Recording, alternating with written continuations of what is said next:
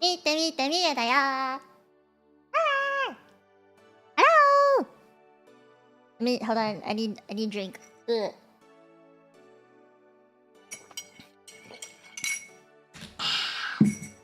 Hi! Good afternoon? Or night? Morning? Hi! Hello! I just got my lunch! Hi, Aki. Hi, Chiro. Hi, Nazu. Wait, hold on. Hi, baby. Hi, Zephyr. Hi, Victoria. Hi, Naz. Hello, Chatty. Hi, hi. Hi. Hi, Nick. Hello. You've been waiting for another Physiology stream? Hey! I'm glad. Hi, Tom. Good morning. No, good night. Hi, Akbar. Hello. You know what, Rez? You're right. I forgot a lot. Hi, Kilian. Hey, hello. Hold on, I need to eat my lunch, okay? Teacher cannot teach when hungry. No, I prepare so much shit for this stream because this is like one of the biggest topics that I care about. Like, you might be like, why the fuck would you care about this? But it's because, like, the reason why I want to teach it so much is because I've noticed how many people have misconceptions about it. So, this is something that I've wanted to teach for like fucking forever. I'm streaming today only for now, because I need to eat.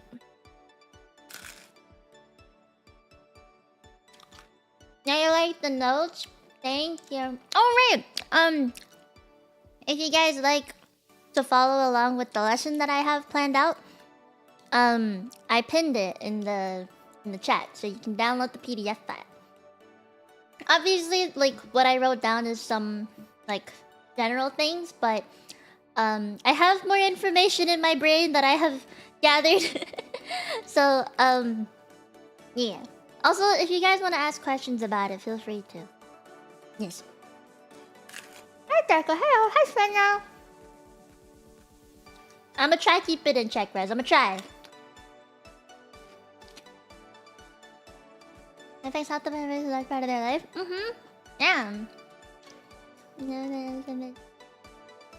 Yeah. Skip the lesson 4. 5.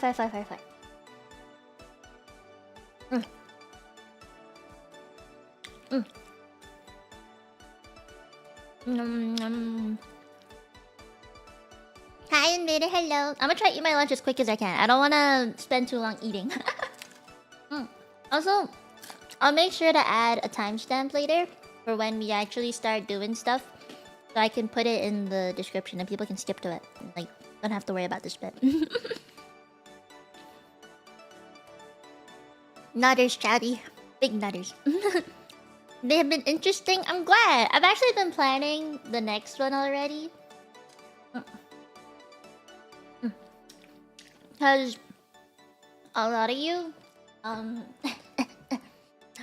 wanted to know more about organs themselves than just general physiology. So I've been thinking about planning some streams about organs as well. But I don't know how interesting that could be, because those kind of streams would be very very big words. Lots of big words. Maybe immunology? Maybe COVID. Maybe COVID would be a nice one.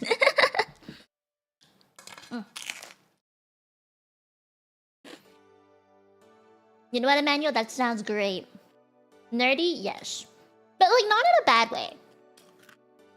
Yeah. Any of those? Yes, please. Well, today's stream is gonna be more simple. There are some big words that I included. I tried not to add too many because I didn't want to overwhelm everybody. So, like always with streams that are on the educational side, I always try and keep in mind that the people who are watching have probably little to no experience in the medical field. So to me, like, in my brain, like, in casual conversation, we call it a period, right? Or like a menstruation cycle. but it's also called menses. So there's like other words for things that I know of, but the general population doesn't. So I try and use words that are more commonly known. Obviously, there's other words that I can't just be like, this is a simple term for it, because there isn't any. But at least when I write the notes out for you guys, I try and keep it as simple as possible. And if you want more details, I'll talk about it. But yeah, hit us with the Insta. Nah, ECG is a big word. Electrocardiogram.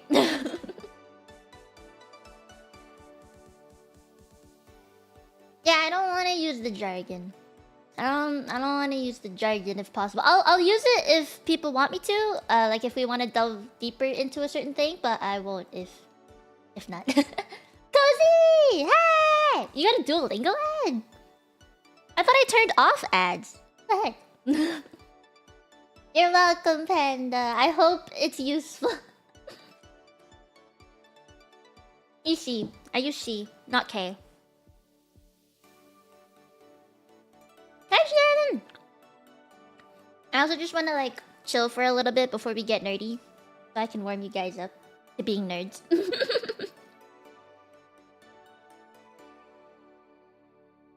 Can I ask you guys before we actually start? Can I ask you guys a question? I just like a general consensus. How many of you actually know what periods are? Like, is there any myths about periods that you've heard of, or things that you're like, is this actually true? Does this happen? Like, do you have any questions about it before I start? Like, what do you find the most confusing, or what doesn't make sense?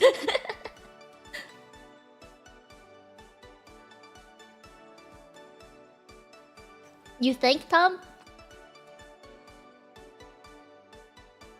Vaguely aware. Okay. Oh, cool, Rick. That's smart. Okay, that's a yes, you would be. Hi, Anton. You're my cookies, thank you. And that is sucks? Okay. And you get moody after it happens once you... Okay. A little bit. Okay, so you guys know a little bit. By virtue of biology knowledge. Okay. They let you pee the blood! No!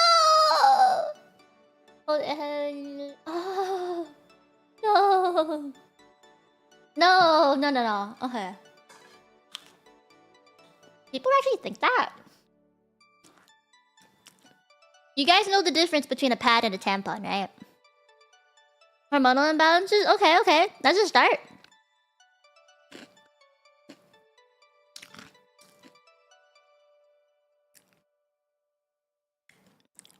With the menstrual... Okay, yeah. Oh no. Okay. I'm gonna ask you some more questions, okay? Not quite a diaper, but sure. Yeah. One goes up the other stays that to collect blood after. Yes. Yeah.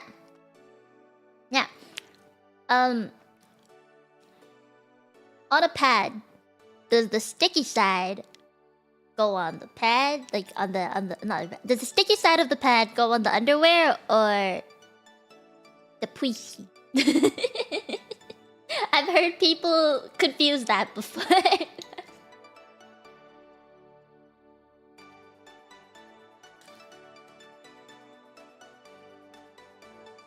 Yeah, I see that, Cody. Okay, I'm glad you know. Wait, Trouty, you didn't know it had a sticky side. Oh no. It had a sticky side. Yes, there are other things you can get that aren't pads. Yes, it goes on the underwear. Yes, the wings. Oh wait, do you guys like the ones with the wings or without the wings? I like it with the wings. I feel like with the wings is safer. You did not know about the sticky side? Yeah, there's a sticky side. So what girls do when they go to the bathroom on their period, and they use a pad if they're pad users, okay? is that they have to take out the pad. It's a little square, and you unfold it. It's like a trifold. So you have the middle bit, and then one fold for the back, one fold for the front, and it's just like a long strip, right? And then there's another little stick bit. That's the flaps. It's like on the sides, the long sides of the pad. There's like two little wings that you fold down to the bottom of like your underwear so that it doesn't move around as much. Yeah, better adhesion. It also, like, just in case you move around during the day, right? And you shift a little bit, sometimes the pad will move as well. So you're not directly, aimed at the center. So, the pads, the wings on the side kind of help with that, just in case you accidentally do get misaligned. Think about it, right? The pads are pretty thick in width. They're like wide, right? But when you stand up and you walk around, your legs are together. So it squishes the pad into like a fold. It might move around a lot. Yeah. You're basically walking with something in between your legs. That's why they have to be made to be relatively, like, really absorbent but thin at the same time. So it's not too uncomfortable. Why not use 2 pads? Because it's thick. It's uncomfy. People do double up though. That's the thing. It's just really uncomfortable. If you have really heavy periods, then yes, people do tend to double up. It's just, I think at that point, some people would even just use a tampon and a pad because the tampon's not hold enough, so then you use a pad instead to like get any excess that comes out.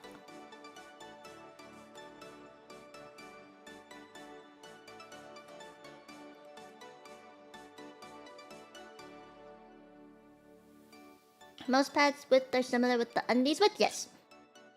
You cannot wear thongs, by the way, when you are on your period, okay? Like, the underwear that you wear has to be thick enough to, like, stick the pad onto if you wear pads. If you wear them. If you wear, like... If you use tampons instead, then it's a different story, but... Yeah. They're pretty well designed, yeah. Oh my god, Drake, hi.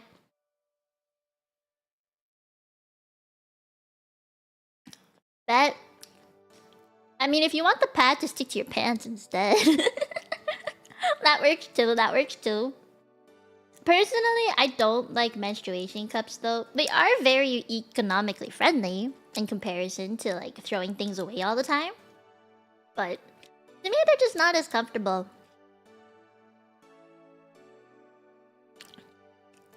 But this is gonna get into the... Hello, people on the bus! Nice to meet you!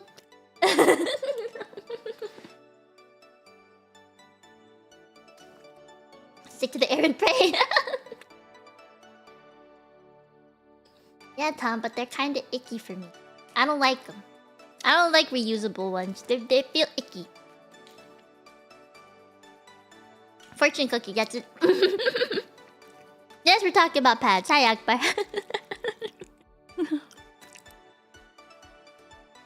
I didn't have because you're looking at me. Ah, you like tampons? I'm more of a pads kind of girl.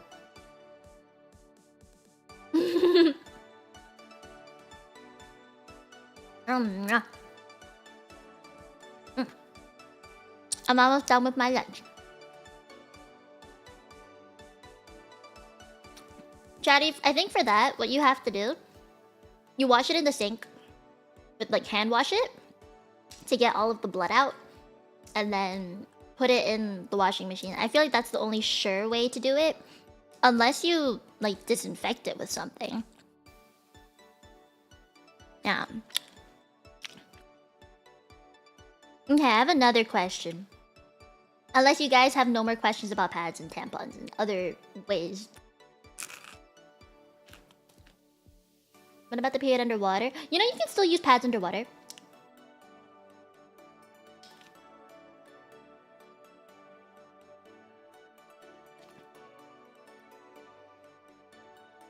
Is it just serial killer training? Yes. And it's effective? Yes. Yeah. How? Well, they absorb the water, but the pads are kind of made to absorb your blood too, like anything dense, so it won't leak out or anything. Also, this is a fun fact. If you go swimming on your period, your body somehow knows it just cannot expel the blood. So it doesn't. For a specific amount of time, it won't. You're... Like, naturally your body will just want to keep it in. Yeah, it knows. So, yes, I have gone swimming while on my period. You can actually just put a tampon in as well, because it's inside you, right? Like when we go swimming, girls don't just have an open vagina and the water, like chlorine water, gushes into us. That's not how it works. It's a closing. It closes. So just in case, you can actually just put a tampon in and you'd be fine if you want to be extra safe. But generally, your body just somehow knows that it cannot release the blood when you're swimming. Yeah, right, Cozy? I don't know why. It's just your body knows. Yeah, but then because I thought it'd flow out. Yeah, I did too. But I skipped more so just because that misconception was like, oh, it's gonna gush out and the chlorine water is gonna turn bloody, you know? I was worried about that too, but no, it actually doesn't happen. The inside thing. It's kind of like how Pika come out of hardwood. Yeah, I think so. Just in the hot tub because you know it's inside is not a good thing. Yeah. When you go swimming, it's not recommended to do it while on your period because when you're on your period, you're shedding things on the inside, so it's a very vulnerable time. It's literally bleeding from the inside out. Okay, so you're basically, it's like an open wound on the inside, but not exactly. You're just bleeding, right? Like it's bad. Hi Jen, hello, welcome back.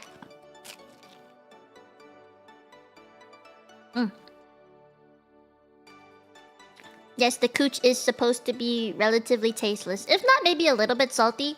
That's okay too. Hi, Leno! Yeah. I'm gonna teach you about periods. After I'm done my lunch. Gonna be salty. Hi, Craig. And you're welcome. Oh, okay. I have a question. I have another one. I just want to gauge what you guys know before I actually talk about shit, okay?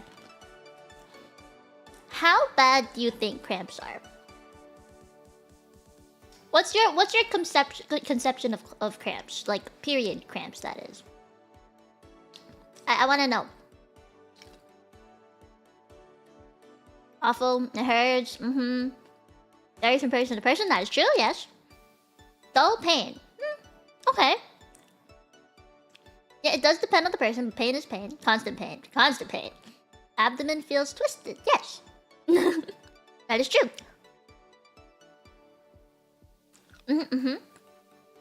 Yes, Tom. Yes. Ice? No. Different kind of cramp. Different kind of cramp. Squeezy pain. Okay. You know what, Cozy? That is quite accurate. Some put heat, I put heat. As in, we don't have days off work. We gotta go anyway. Getting hit in the balls? But like it happens more often, unfortunately. Okay, okay. I see. Alright. We're very close, okay. The reason why I asked though is because most of this stream is going to be talking about why they happen, not how severe the pain is. Unless we're at the end and I want to complain about it.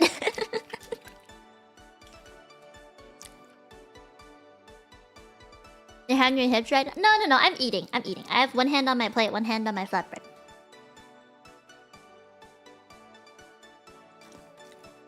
So, to give you an idea of how painful it can be, some recent studies that I've read up on say that the pain of a period cramp, for someone who has it to a severe degree, like myself,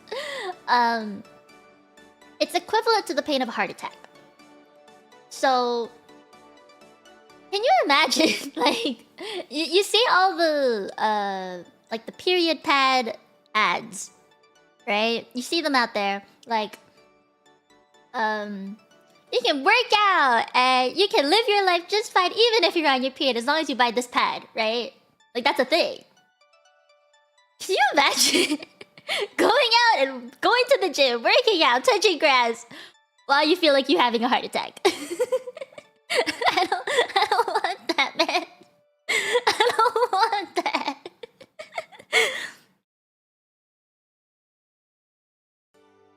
Yeah, Tick, that happened to me too. That happened to me too. Like, sometimes you just have to, like, stop and your legs feel very weak.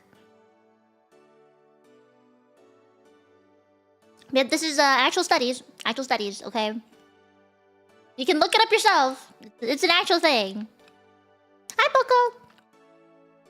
But yeah, that's... If we're looking at pain meter, that is the equivalent. Okay?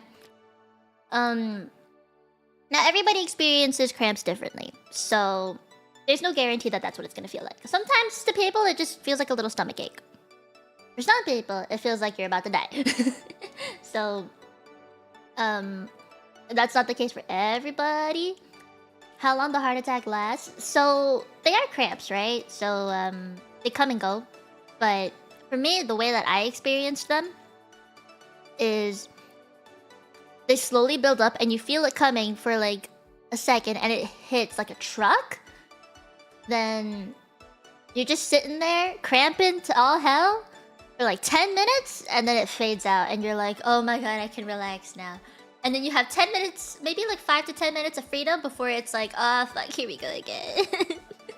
That's how it is for me. That's how it's for me.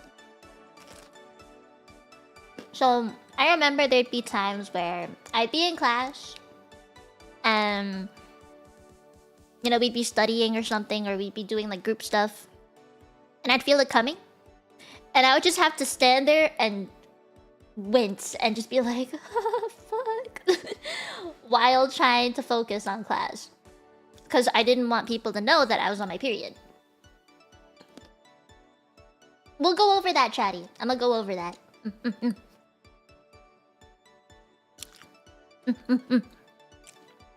Waves of ouchie, yeah. You can feel it coming, yeah.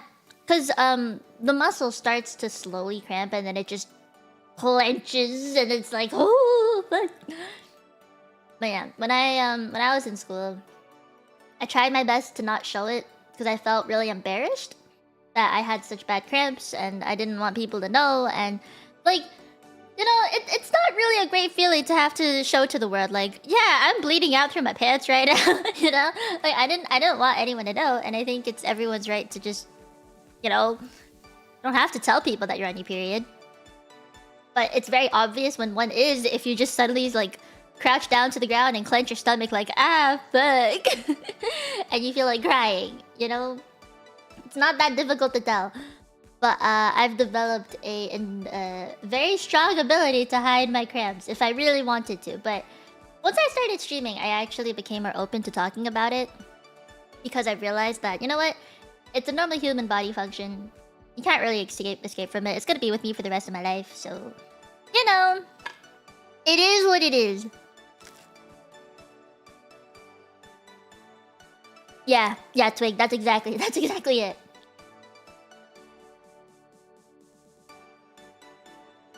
Why is the packaging for pads so loud? It's because they're made of plastic! It's because it's plastic! Freaking plastic! And sticky. It's sticky. So what you have to do when you use pads, do you not really... Okay, maybe you guys know how to use them, but you don't know how to throw them away properly. So I'm gonna talk about it, okay? The way you throw away a pad is... You rip off the one that you're currently using and you change it to a new one. I think the new one we already talked about, right? So then you're just stuck there with this, with like plastic from the plastic wrap from the new pad that you just put on, and then the old pad that is like all bloody and stuff, right? What you gotta do is you either roll it or fold it.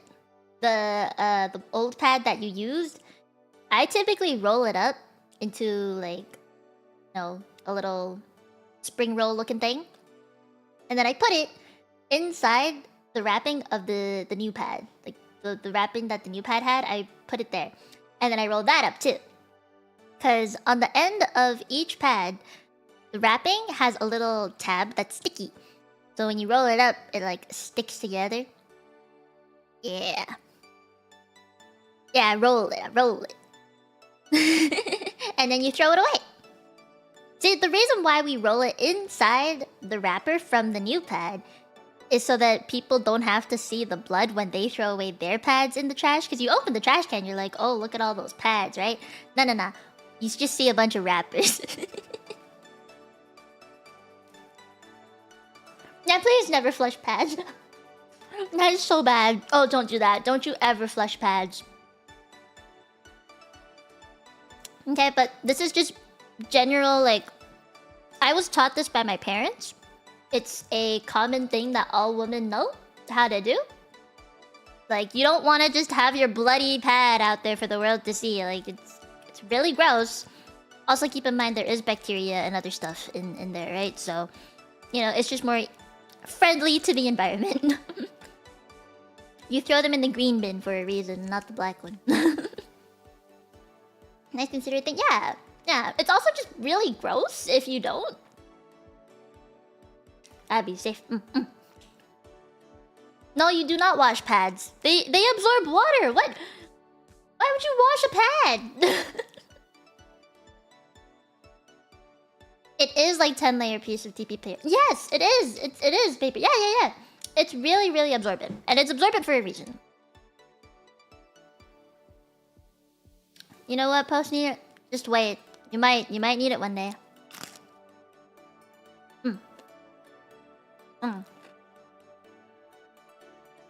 Wait, yeah, and what? You can wash reusable ones, yeah, but not the disposable ones.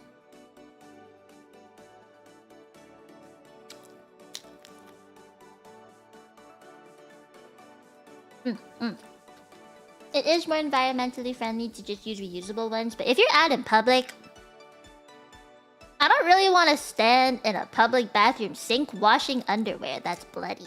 You know?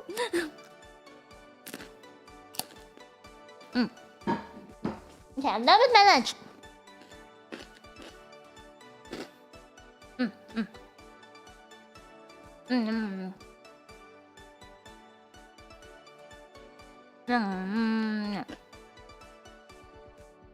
I'm trying to find a place to put.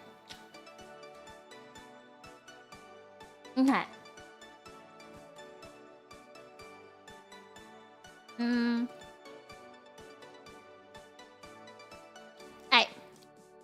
I have a thing prepared for this. Okay? Okay? Just hold on a second, I got this. Oh, fuck. Okay.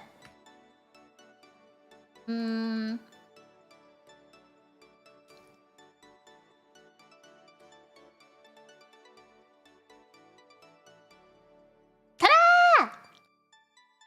Okay. Let me that boo. Hold on. I need to organize this a little bit. I didn't realize this was not going to be cropped properly. Here, I'll crop this bit. Crop this bit. This bit. This.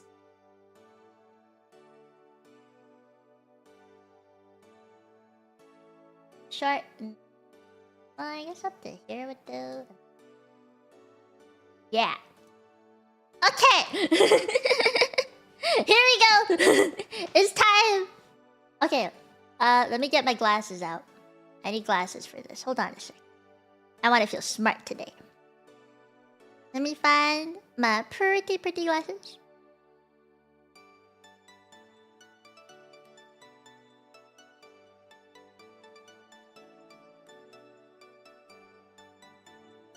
Mm.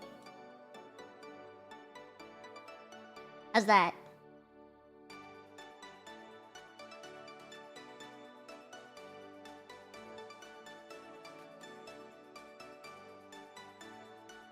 Mm.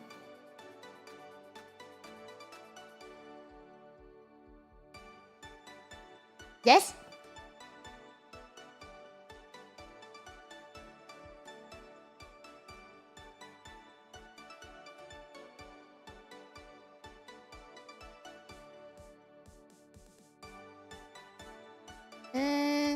Trying to get this to be like straight.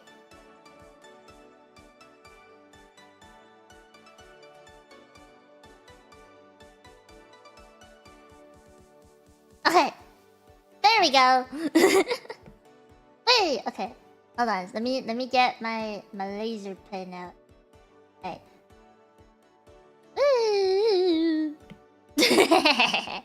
I feel smart. I feel smart.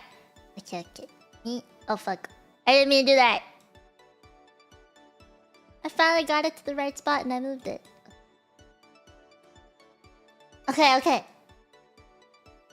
This is it. Hell yeah. Hey! We shall begin. Wow. 35 minutes into the stream is when we begin. Okay. Okay. It is time. Okay, okay. So, I hope you guys all downloaded the PDF file. I posted it in the chat on the top over there. If you guys want. It also has the links to the other, like the other documents I have with other lessons I've done. Okay? Okay? So, I'm gonna talk about what your uterus looks like, because that's where the cramping occurs. And what the menstruation cycle is, because people wonder, why does it last the whole month? And why does it come back every fucking month? So, we're gonna talk about that. Handwritten. I wrote this all myself. And then after that, I'll define the cramp. Why it happens because of all our hormones and shit. Any treatments you can do to relieve any pain. And then how it affects me when I stream. Okay? I hope that's enough. Thank you. Okay, there we go. I drew this myself. Isn't it cute? I drew a uterus.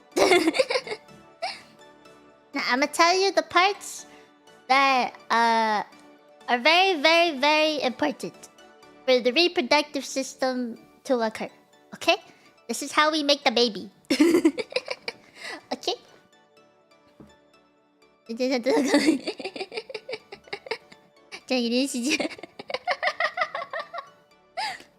Okay, so the ovary. This is where the egg is, right? You know how the sperm gotta connect with the egg to make the baby?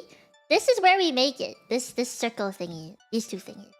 And then this thing over here is called the fallopian tube. That's where the egg travels. It's like its little roadmap to go into this thing, which is called the body of the uterus. Okay, why is there two? Well, you just have one for each side. You know how people are like, oh, I'm gonna freeze my eggs. They make a ton here. And you can, some people actually can have problems with, what you call it? Making eggs, because maybe there's like a tumor here that's benign, or there's like fibrosis and stuff. So some people can actually get one of these removed, and you can still have a baby because this one exists. So you can still have periods and stuff. Yeah. Yeah. The ovaries itself don't get pregnant. What the fuck? They just create the egg. Yeah, they create the egg and then it goes into the body of the uterus. Okay? And ovarian cysts. Oh, that's painful. It's really, really rough. Yeah. Okay? So, they usually... What happens, the egg, when you do get pregnant, it implants itself in the walls here, which is called the endometrium. Okay? The inside wall of your uterus, this purple bits that I colored in, I tried to make sure it was darker so you could see it. And purple's not red, so you can see it. That's called the endometrium. That's where the egg goes in. And eventually, it, you know, if you do get pregnant, it stays. If you don't get pregnant, it goes out this way. So this little bit here, this tiny bit here, is the cervix. Now that's the part that makes sure that when you're pregnant, the baby stays up here and does not fall out. Okay? Okay? And then this part here is your vajayjay. And yes, when you are fucking someone, you guys, please take note. We have an end point, okay? There's only so much you can push in before we feel pain. Please take note of that. This opening called the cervix is meant to stay closed. Okay? You do not want to touch and open this. It would hurt very much. Okay? That's hentai. Alright, that's not real. It would hurt. The average size that women should be able to take is actually about 5 inches. Okay? That's like max. Everyone's body's different, okay? But that's on average. So if you have a dick that's like 8 inches, right? You're gonna have some dick out here. It's not going in. There's no. It ain't happening. It hurts. Like, you can hit like the top of the vagina, but not the cervix. Please do not touch that. It hurts. It hurts. It will hurt. Like, women get pap smears. You know what pap smears are, right? If you don't, it's basically just like get a swab of the inside here to make sure that nothing's wrong. What happens is a speculum goes in you, and then the doctor will use a little swab thingy and wiggles around on the inside and here too, and it hurts like a bitch. I hate it. It hurts. It hurts. I don't like it. It's so uncomfortable. Ugh. The only time when this is gonna open is when a baby is coming out of there, okay? So when people are like, oh, is she dilated yet? Can the baby come out yet? Is it ready? Am I going into labor? The way people know is if the cervix opening gets bigger. Like, it has to dilate by a couple centimeters. Yeah. Like a COVID swab up the nose, it does not feel good. Yep. So, guys, please be mindful that we have an endpoint. Our vajayjays don't just go on forever. Okay. So, those are those. Oh, the myometrium. This is the important one for today's topic, actually. All right. This myometrium is basically the muscles of your uterus that cause contractions. So when you're trying to give birth, this is what's contracting. Or when you're having period cramps, this is what's contracting. Yeah. The infinite vajayjay. It won't go on forever. Why are people designed like this? Because we want to have babies safely. The baby has to be completely isolated. Otherwise, it's gonna get exposed to a lot of like bacteria and stuff, right? You don't want that. So that's why the cervix is there to keep it closed. And the vajayjay is there so guys can press their dick up around here and get the sperm to go up there where it meets the egg and it goes like, ooh. And then it implants itself in the wall and then the baby grow. Yeah. Okay. Okay.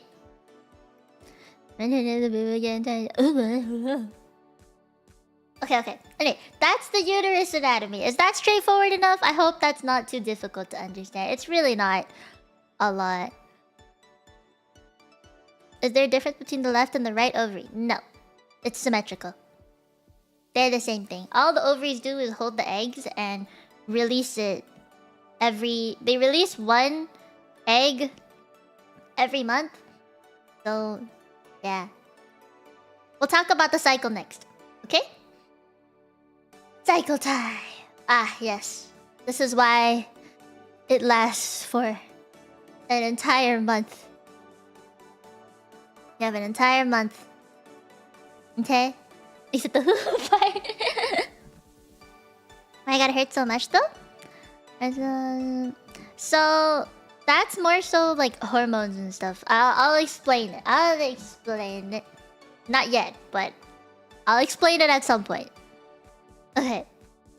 So most of you guys don't understand why it happens every month. You just think, oh yeah, you have a week of pain. And then you're done. And then just come back next week. But why is it a week? No one actually...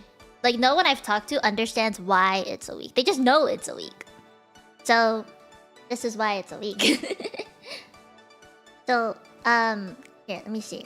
What happens is you have your uterine wall, this thing, that's the endometrium. It sheds out when you're on your period. Menses is period, by the way. I don't know if I explained that, but yeah, 7 days. This is menses. That's this period. Okay? Are you a biology major? Nope. But I'm a physiology minor. I have a different major that's a little more specific, but I will not say. So, the endometrium wall, that's where the shedding happens, right? And it sheds out for about 7 days. Again, different people have different average times. So you have 7 days to shed out the endometrium lining, which is, again, this purple bit on the sides there. And it will come out with the bloods. Okay? It helps you... You know, it's just bloody. This is the bleeding out for 7 days.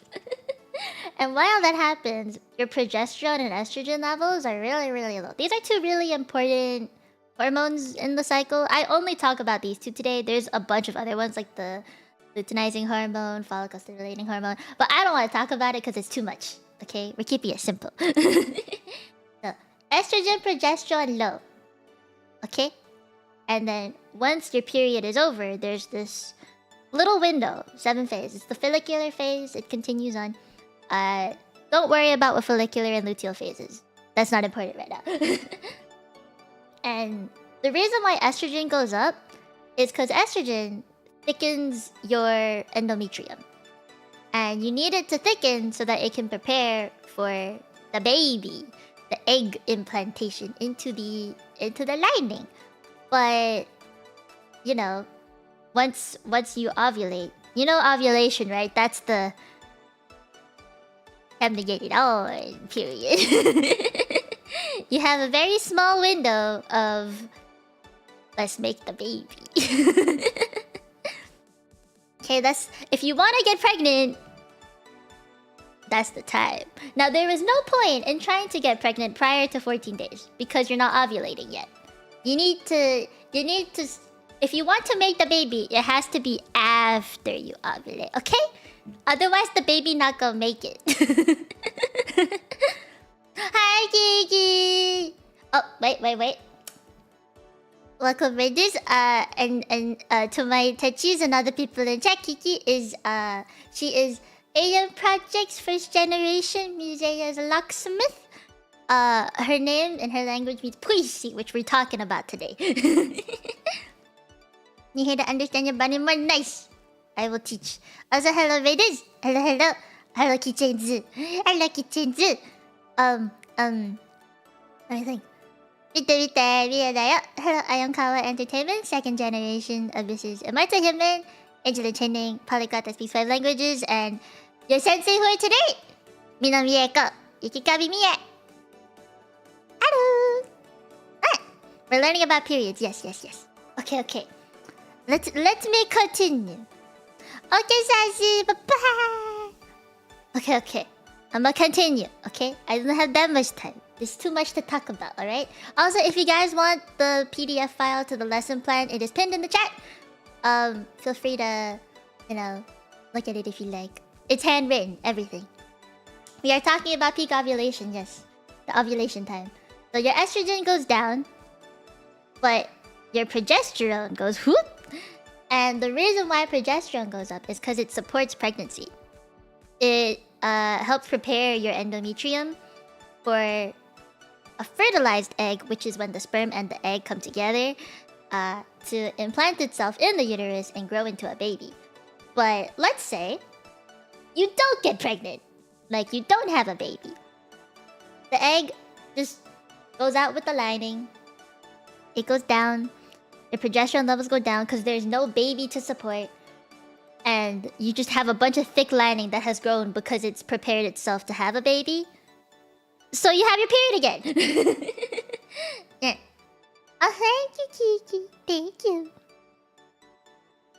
Did you write a lot of it from memory or did you look back on everything? For this particular section, I wrote the bits down here and this over here myself. But to get more accurate with the graph here, I looked it up just so I didn't accidentally get it wrong. But this part was all me. The uterine cycle was me. This stuff is all... Thank you, Google. Are you a teacher? Nope. Nope, not at all. Your body punishes you? Kinda. Yeah. Yes, I'm building attention school. Yeah. You should be one. I try. I'd like to be. I can do it these streams at least. I like that I can teach you guys like this because you guys can ask your questions in real time. You know, it makes it a bit, I think, easier for you guys and more open. Because, you know, it's not every day you can talk about these kind of things with anybody, right? So if you have any questions you want to ask, do feel free to ask. I'm very open to answering anything. And if I don't know it, I'll just tell you I don't know it. Your body really says no baby heart attack. Yeah. Oh, thank you, Ta. Oh, hi. I think what the...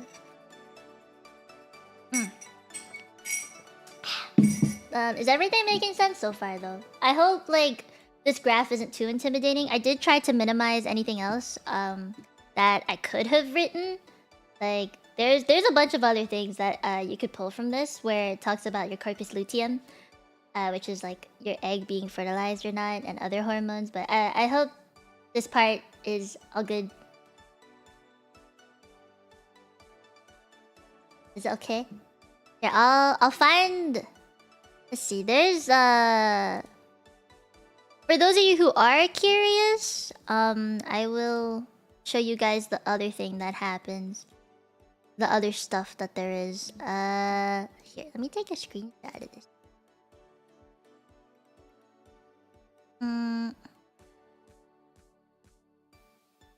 I'm not gonna talk about any of this, but I figured if you guys are curious, it'd be a good idea to show it to you. These are the other things that happened. I really only took 2 of them from here. But yeah, that's like the other stuff. Yeah. What's progesterone?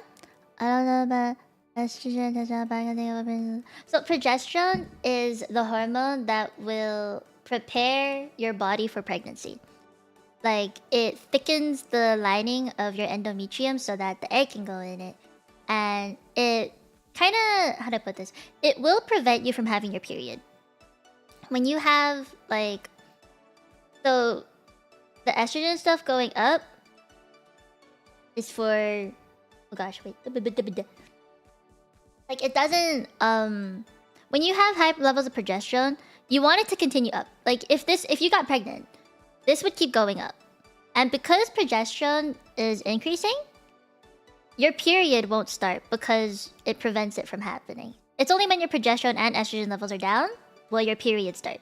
Because that's when you start shedding. Like, the 2 hormones are supporting this lining and it's keeping it thick so that the baby can grow. It's giving it like a home to grow, right? But since if you don't get pregnant, both of them go down because they're not needed anymore. And so they just... Period time. Yeah, it sheds. So periods aren't just blood. I think that's a very big misconception. It's not just blood.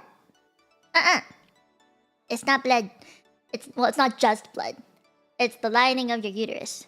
So, if you see it get like jelly-like or sticky, and it's not just like, you know, when you bleed from a cut, it's very liquidy, right? When you have your periods, that's not what it's like. It's more goopy because there's a layer of lightning that comes out. Yeah, clotting. Yeah, clotting. You know the words. Nice.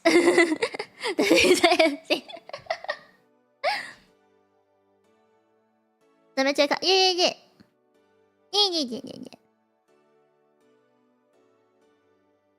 So, the other thing I think people don't understand is the color of the blood. It varies. It can... So for some people, it's really bright red. For some people, it's like a dark brown, almost. And the reason being is because the longer the blood stays in your body, like, the more it will oxidize. So it becomes darker. Yeah. That's the main reason why. Again, there's like other colors too, which is probably not healthy. It's meant to be red. But, you know, that's how you know, like, if you're at the very end of your period, it's typically darker because that's like the last of it coming out. So, yeah. I hope this spit is clear enough though. Does this make sense of why it lasts a month? These are also only 2 hormones that I've put in. But there's obviously other things that will contribute to like your body going up and down. It's why we're so moody, and you know, we have mood swings. We're like very sensitive because all of this just changes. And you might feel like it's only a few days of pain and, you know, we get over it. But no, it's not. That's why, like, after our periods, we have a time of just like, you know, what the fuck? We're like, estrogen's going up. Yeah, I feel sexy.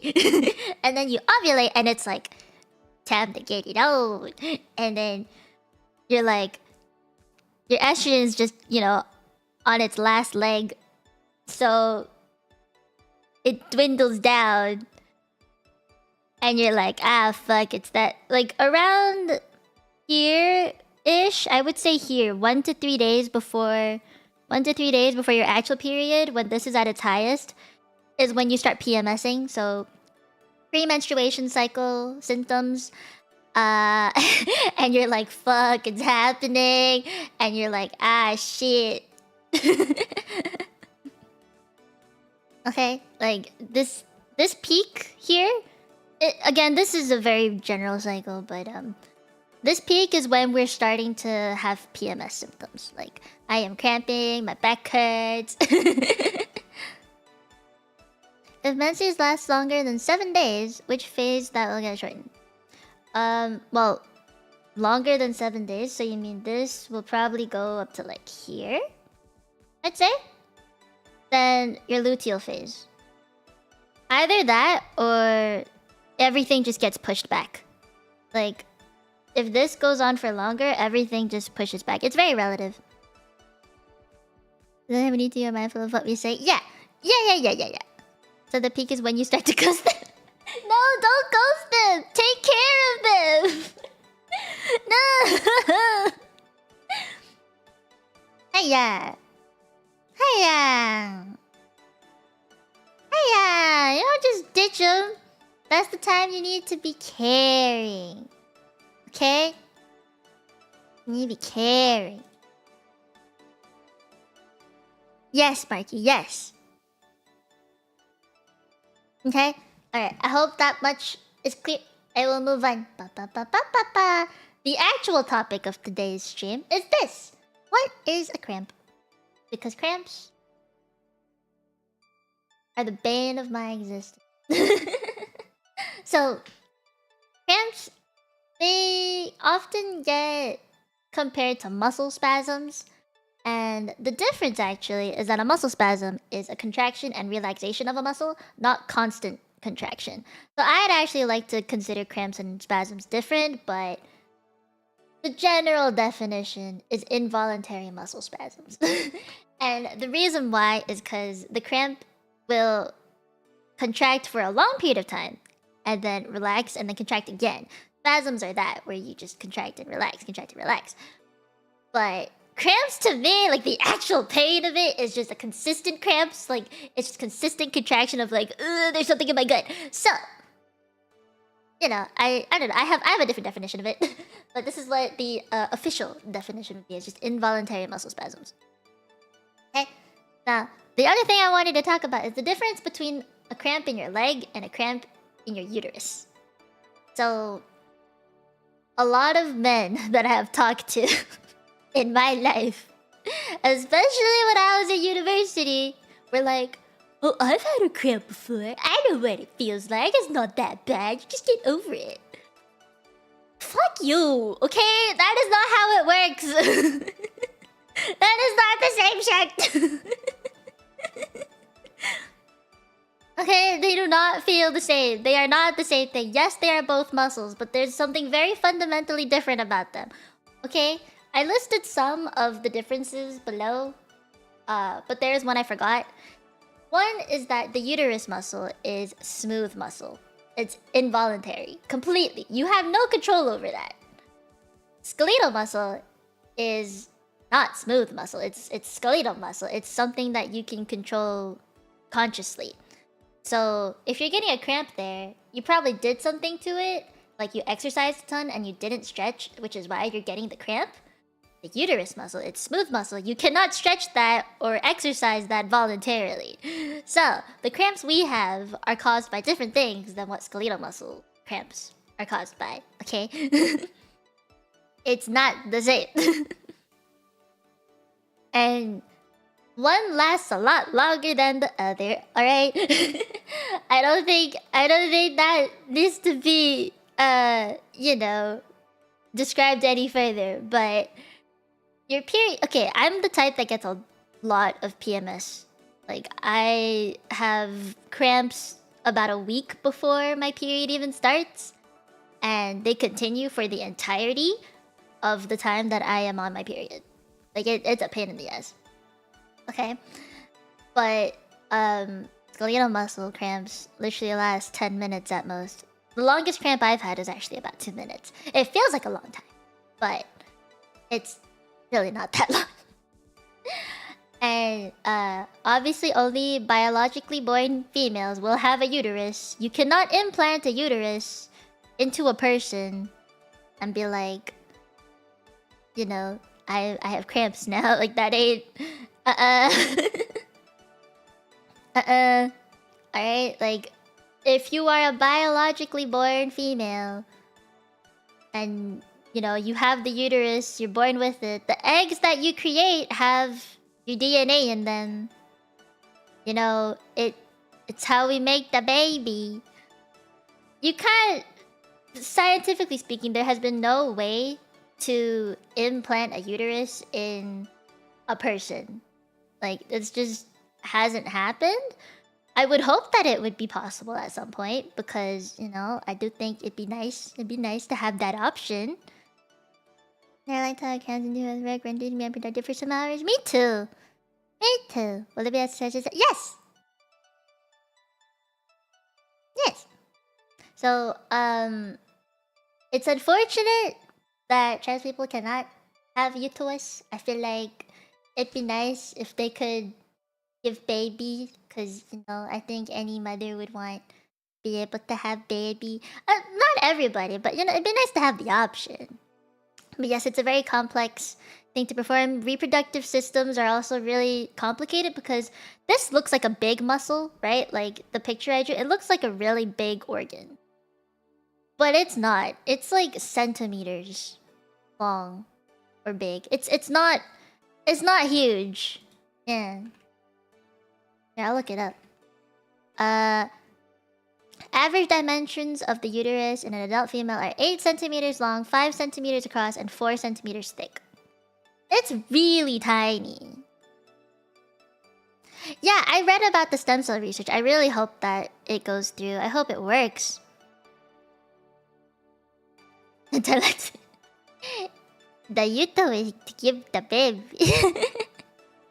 How do you get these measurements? People usually do them through cadavers. You guys know what cadavers are, right? Right.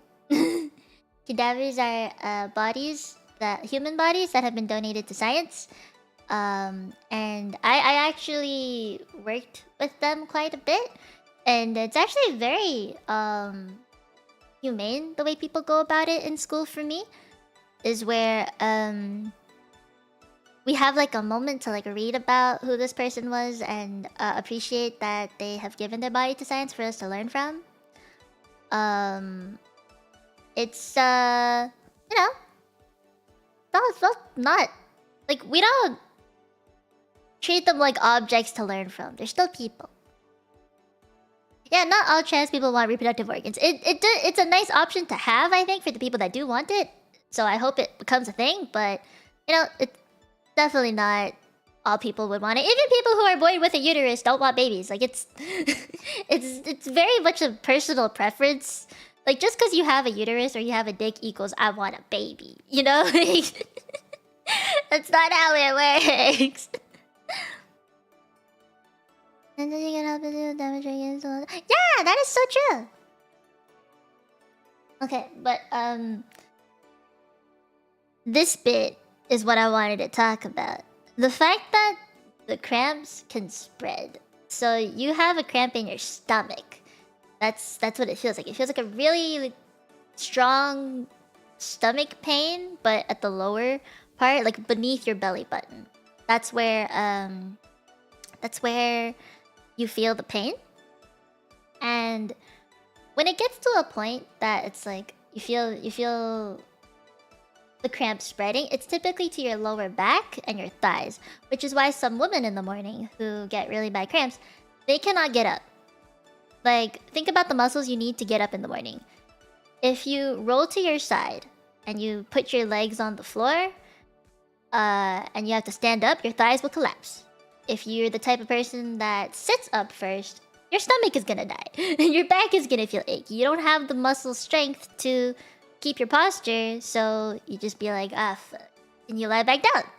So, you know, everybody will have different experiences with how bad this pain is, but that is what I have experienced, at least.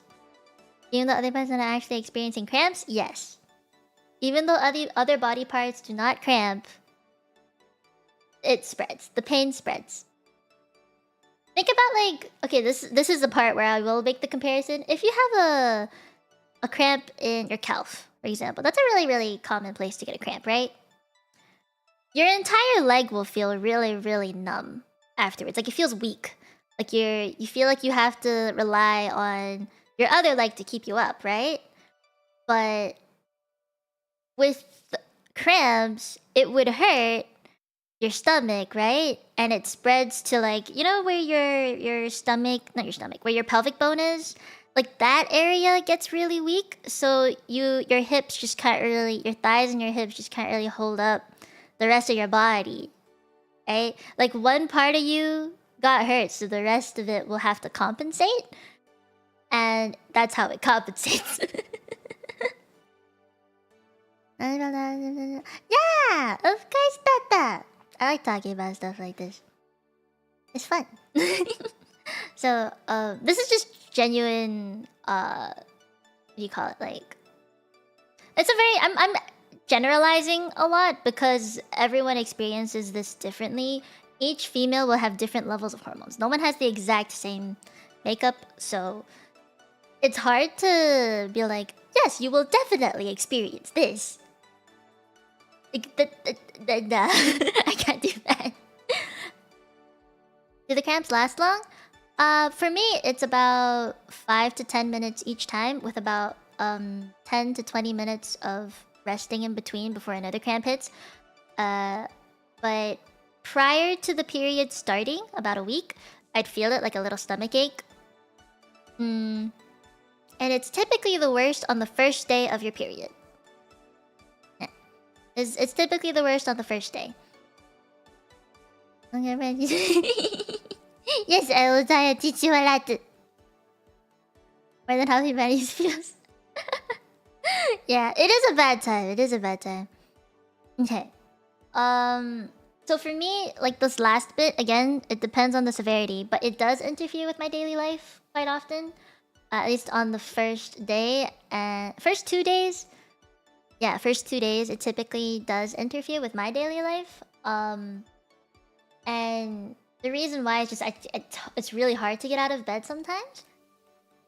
Physically, it's just hard to get out of bed. It's not because I'm mentally like feeling dead or anything. It's just stomach hurt. How often do you stream while cramping? All the time. All the time. I've done it multiple times, and I'll talk about it more when we get to the streaming portion at the end. But even if I'm on my period, I will stream. Yeah. So the cramp cycle lasts for an entire period of time, but settles down every day. It settles when I sleep. How about that? If I'm asleep, I don't feel it. If I'm awake, I do. I'll talk more about the streaming stuff at the end. I promise, I promise. I have a whole section on it, okay? Oh, hi, Ivan. Thank you for being a member for the 30 months. Thank you. Seems like heck it is. Thank you, Mikey, for the 5K to take. Thank you. Thank you, thank you. I hope you all enjoy your gifted memberships.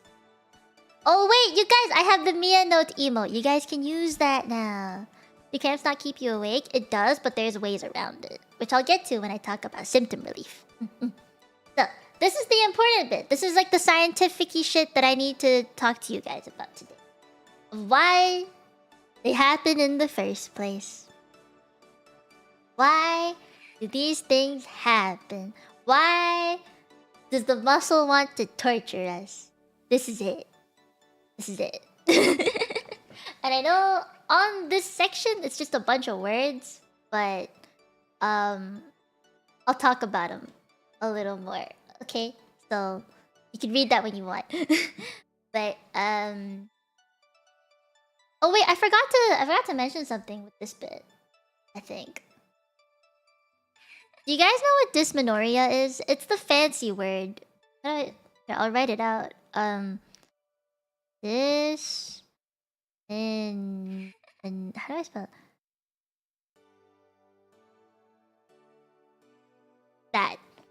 That is the fancy way of saying period cramps, like painful periods. That's the fancy word for it. I figured if you guys are into the fancy words, you know, that is there you go.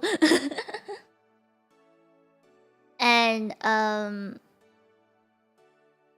typically people don't have cramps the first year you get your period. It happens a bit later. Like, give it... Because it's so irregular that it's kind of hard to tell, like, oh, I'm having cramps. Which is why people say that you don't have them until after you get used to it. But yeah, it typically starts a year after your first period. And they become less painful while you get older. For me, I think that's untrue because it got worse for me. But, you know, this is a generalization. And it will get better after you have a baby. Yep. After you get a baby, it actually gets better. I'm gonna write it out properly.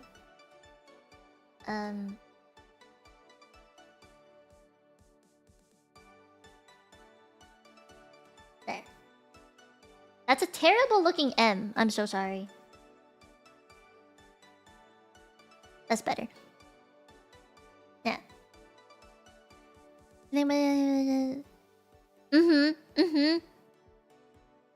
The body size. Yeah.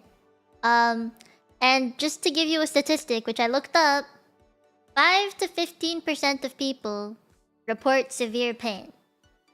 Okay?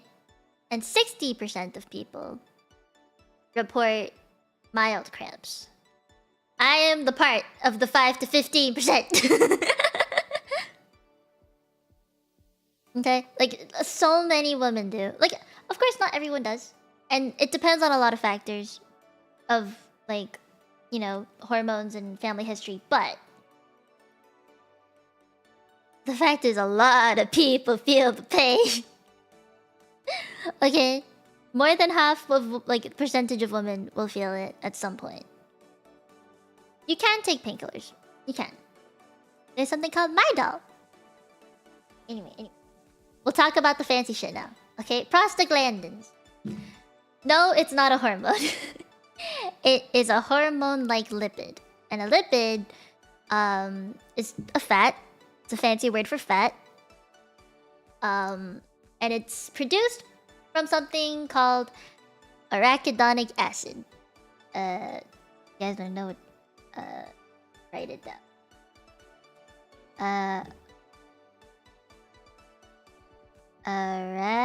Arachidonic acid. There. That is what prostaglandins are produced from. Okay. And they're not released by any endocrine system, no glands, no nothing. It is the tissues around the site that needs them, that's what makes them. So if you take damage somewhere, if you're bleeding, if you're infected, if you're inflamed, that is where prostaglandins are made. So when you're cramping, you know, your uterus produces prostaglandins. No, it's not spider acid. No, it's not a Pokemon. So, outside of your uterus and stuff, prostaglandins are everywhere in your body. They are involved with dealing with pain and inflammation in general. And when you're on your period, it increases because you need to contract. And it will expel the endometrium, which is the thickened lining of the uterus that builds, right? When you have to prepare for the baby and it's trying to get out of you. So prostaglandins increase to cause contractions and release your endometrium. Now the contractions are the cramps, right? But some women will have more prostaglandins than other women because we're all different. So some women will create more, which equals more cramp, or they have less equals less cramp. This is the more physiological side of it, though. There's other factors that come into play with it, which is this bit down here. So like your family history, if you have other problems with your uterus, like all these fancy words down here, which I will give you a very brief explanation of what they are. But if you have prostaglandins, these happen. The menorrhagia is just having a heavy period, like a lot of blood comes out. Just you're gonna need very thick pads, and you guys know the dysmenorrhea one. Now that's just pain. It's like painful contraction of your uterus, which equal cramp. Equal cramp. We can hate our prostaglandins together, okay? But here are the fancy words and stuff that can all cause you to have cramps as well. This is the most severe thing. Secondary dysmenorrhea. Primary dysmenorrhea is like just general cramp, right? That we all have as women. Pain. 60% of women have. But endometriosis is where your uterus lining, or the endometrium, grows outside of your uterus. Like it grows. And it can start from your first period until your last, like until you hit menopause. Yeah, that's not great. And then fibroids, they're not. How do I explain what a fibroid is? It's like a non-cancerous or a benign tumor that can grow either inside or on your uterus. It typically causes you to pee a lot of back pain, heavy periods, hurts like a bitch. Okay, adenomyosis. That one is where your endometrium grows into your myometrium. So the layer, the muscles, yeah. Just pain, also pain. PID. That's one. How do I explain that one? I don't know how to explain what PID is. Like pelvic inflammatory disease. It's you typically get it because you have STDs like chlamydia or gonorrhea. But I mean, they're not always sexually transmitted, as far as I know. But yeah, no, it's just a lot of inflammation. I can tell you that. And your ovaries as well can get affected by it. It's typically affecting the ovaries, from what I remember. And yes, it would require you to have surgery in some cases. And cervical stenosis. That one's like your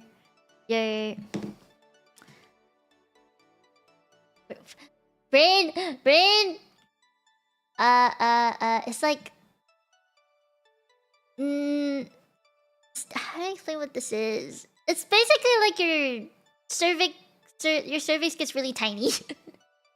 Yeah. Yeah. It just closes a lot. Yeah. I couldn't think of the word.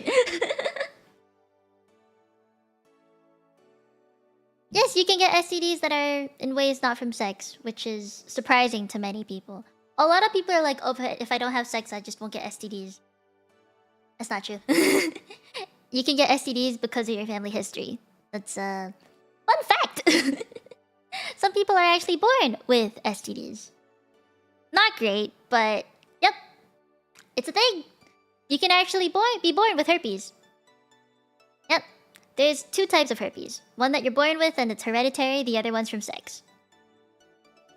I don't know if you guys knew that, but fun fact. Okay. So yeah, all of this stuff done there. Your family history, early puberty, smoking, and having heavy periods. This pain, all of this contribute to having cramps, which is unfortunate. I have a family history of cramps, which is so stupid. Okay, because my mom, she don't get nothing, but my grandma, she gets me. If I'm having period cramps, I don't complain to my mom. No. I complain to my grandma because that's who I get it from. My mom doesn't have it. She's lucky as heck. Me and my sister both have it really bad. Yeah, it skipped a generation. And I talked to my cousins about it, and two of them are like, no, I don't really get anything. It's just a mild stomachache. Then there's the other one that's just like, oh fuck, I am with you, girl. I am tired. I am cranky. I am in pain. So, you know, it's a family thing. And the lifestyle prior to your period. That one is pretty important. The things that you eat, the way that you like exercise, your sleep schedule, all of that contributes to having bad cramps or good cramps. You know, for me, good cramps is like a baby stomachache. Bad cramps is I can't get out of bed in the morning. So, I'll talk more about the lifestyle stuff after, but it's if you can prepare yourself for your period to come, then you should. It's just a lot of effort because that means you have to eat healthy, you have to exercise healthy, no alcohol. It's just yeah, okay. Symptom relief. Do you like my drawings? I spent last night drawing all of these. Aren't they cute? You like my drawing? I'm actually really proud of my lemon. I'm proud of my lemon.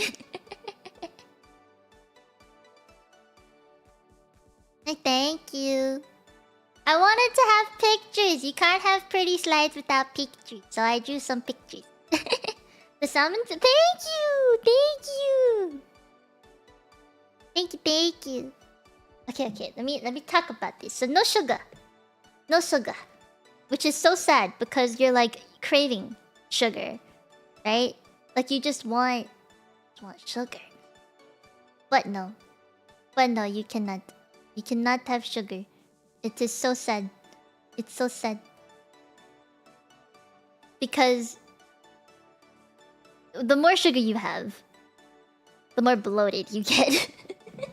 And the more gassy you get too. Fun fact, another one. When you have cramps, because it's so close to your stomach, a lot of women get constipated or diarrhea because your body is thinking it has a stomach ache when it's actually just cramps. So, because they're so close to each other, that, yeah, the disconnect happens. It's like, what am I actually experiencing? It's really, really common. Double pain. Sugar ruin everything. It doesn't ruin everything, but it does ruin a lot, unfortunately. The next thing is hato wato. It relieves your muscle tensions. It numbs your pain. It like is good to put on your back as well. You know. It's just physical pain relief. This one is very like self-explanatory. I need so much hot water. I had a hot water bottle, but I needed to refill it so much that I was like, nah, I ain't dealing with this. So I have an electric heat pad instead that just stays hot all day. And even though I am sweating buckets, I'll still have it on me because I know that if I don't, I'm gonna die. Yeah, electric heat pad. You can get it for about $20 on Amazon. It's a lifesaver. Okay, so after that, sleep cycles. Sleeping thing. I don't think I need to explain this one very much. It's just sleeping. Sleeping good for you. Good sleep. Yeah. You get an electric heat pad? Yes! Okay. Dark chocolate. This one might be a bit of a surprise because dark chocolate typically is also kind of sweet. But the reason why dark chocolate is actually really good for you when you're on your period is because it has antioxidants in it, magnesium. Those are things that relax you a lot. It's also empty calories, so you don't feel as bloated. But what it does, fancy version, is dark chocolate releases endorphins like serotonin, and if you know what serotonin does, it makes you sleepy, it makes you relaxed. So it will balance any of your like neuromediators. So once you have chocolate and serotonin is just flowing through your system, you crave that feeling of being relaxed again and not as tired. So the craving also just intensifies because of hormones, and you're losing a lot of blood, nutrients. It's all flowing out, right? So you want chocolate. Yeah. It's empty calories, but it's got some nice goodies in it. What kind of tea do I drink? I typically drink ginger tea, matcha tea. My grandma makes ginger, and I kind of just grew up with that, so that's what I'm used to having. Yeah. If you... Fun fact again, do not have red dates before your period and during your period. It will make it much heavier. Avoid that at all costs. For all you Asian families that really like red dates, yeah, no. No. Also, it is a myth that if you have watermelons before and after your period, or during your period, that it'll be redder. That is a complete myth. Watermelon is like 95% water. It's just sugar. It's very hydrating. I actually recommend you have watermelons while you're on your period. Okay? Ginger's your favorite? Yeah, I like the little spicy kick in it. When I'm on my period, my taste buds change a little bit. Like, it needs something a bit stronger, and ginger is like strong. Same as matcha too. Watermelon is also very tasty. Yeah. The only thing is you can't have it cold. Cold food, no. The cold food will induce cramps, not relieve them. So, room temperature watermelon. Yeah, tea also good. Just any hot drink that has taste. Not, something that's not boring hot water. It'll help. It'll make you feel better, make you happier. Reduces bloating, which is good too. But it does dehydrate you, so you need water. Okay. Now, the important ones in diet and stuff. This is very important in my opinion.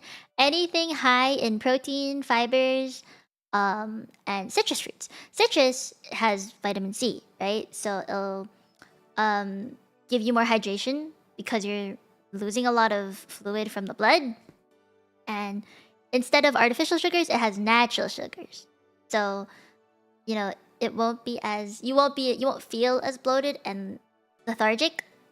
It helps. Yes, it helps. Salmon. Salmon's good for you.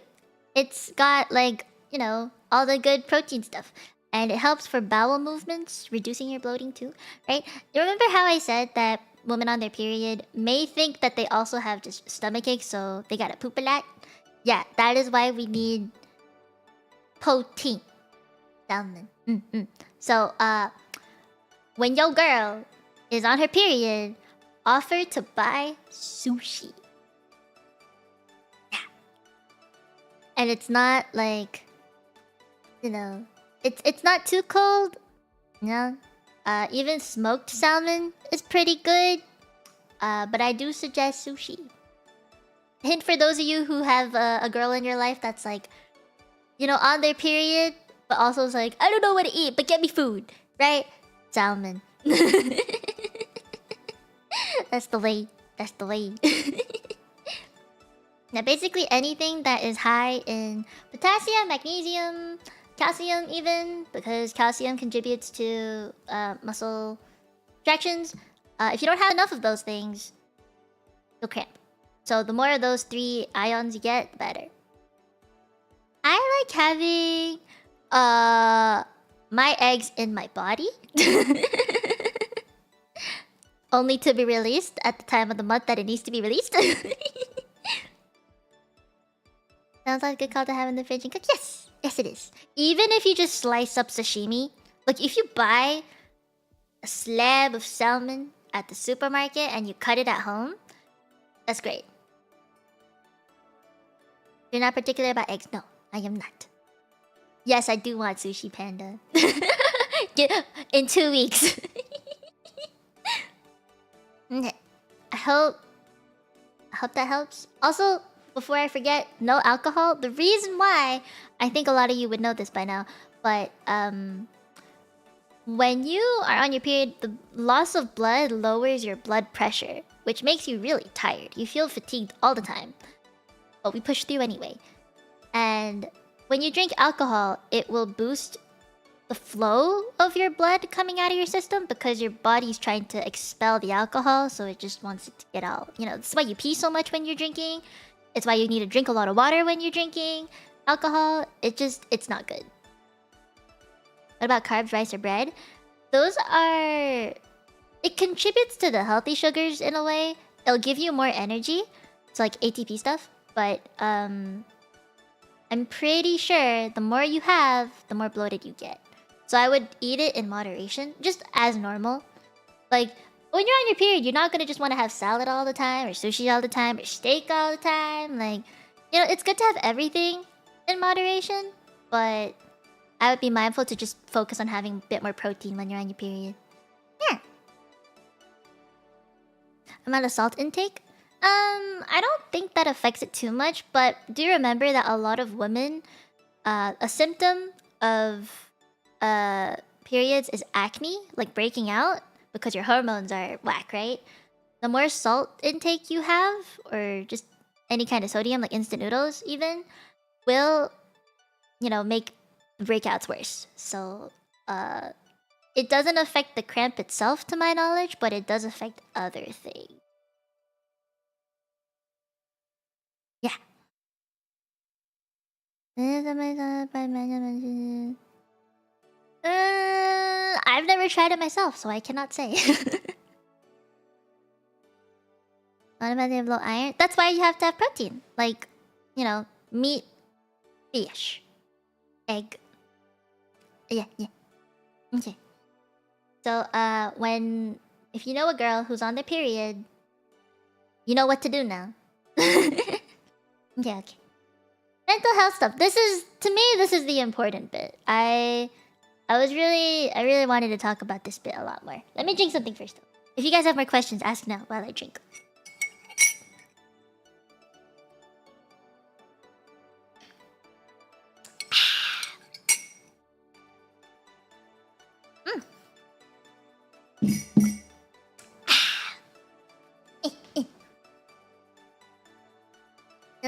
You're welcome. She's so smart. I try. Yes, Mikey, yes. Yes. Room temperature. Yes, Toto. Yo, that sounds so good. Oh, I'm hungry now. I am a smart noodle. I try to be. I feel like I don't sound like a smart noodle all the time, so this is my time to be smart noodle. I'm trying not to use fancy words. I try. Okay. So, this is a lot of words. It's a paragraph. You can just read that yourself. But, this is... I think a lot of women would... Even if you don't get cramps, you will still feel this. Like, the mood swings, feeling irritable, getting sensitive, people telling you, like, stop being so sensitive. You know, that, this would still apply. But, like, even if you don't have the cramps, it would apply because you have to deal with blood flowing out of you for 7 days. No one wants to deal with that. It is a pain in the ass to have to remember, oh, I have to bring a pad in my bag now. Why do you think women have bags and not just deep-ass pockets? It's because we have to carry these things. It's not something small that we can just shove in a pocket. And to keep it clean, we have to keep it in a little baggie and not just shove it in a bag. Like, you want to keep your pads or your tampons or whatever cups you have together, not just next to your laptop, right? So, we're annoyed enough with the amount of things that we need to carry with us to deal with this every week. So, even if we're not cramping, it's just a pain in the ass to have to carry all this stuff. And hormones are playing a role here, like your levels of dopamine and serotonin, right? Like, the more serotonin you have, the more happy you are. But when you're on your period, the amount of neurotransmitters for dopamine and serotonin are lower. So, you know, it's actually more difficult for you to be happy about things. Like, we have sleep problems. It's hard to fall asleep because we're so anxious and we're having cravings and we're feeling icky about it all the time. And, you know, it's, we don't... The thing is, I think us women will know, like, that our hormones are causing all of this. And it sucks that we can't control it. Like, we can't just hold in the blood. Just because we clench does not equal the blood's gonna stay in your body. Like, that's not how it works. It just flows. So, like, for example, when we sit down and stand up, you'll hear women be like, oh god, waterfall. And it's because when you're sitting down, the pressure kind of keeps everything in. When you stand up, the pressure's gone and it goes down. And you're like, oh, fuck, you feel it. And the thing is, we have to experience that in public. The feeling of blood gushing out of your vajayjay down into your underwear, once you stand up around a bunch of other people, is not a great feeling.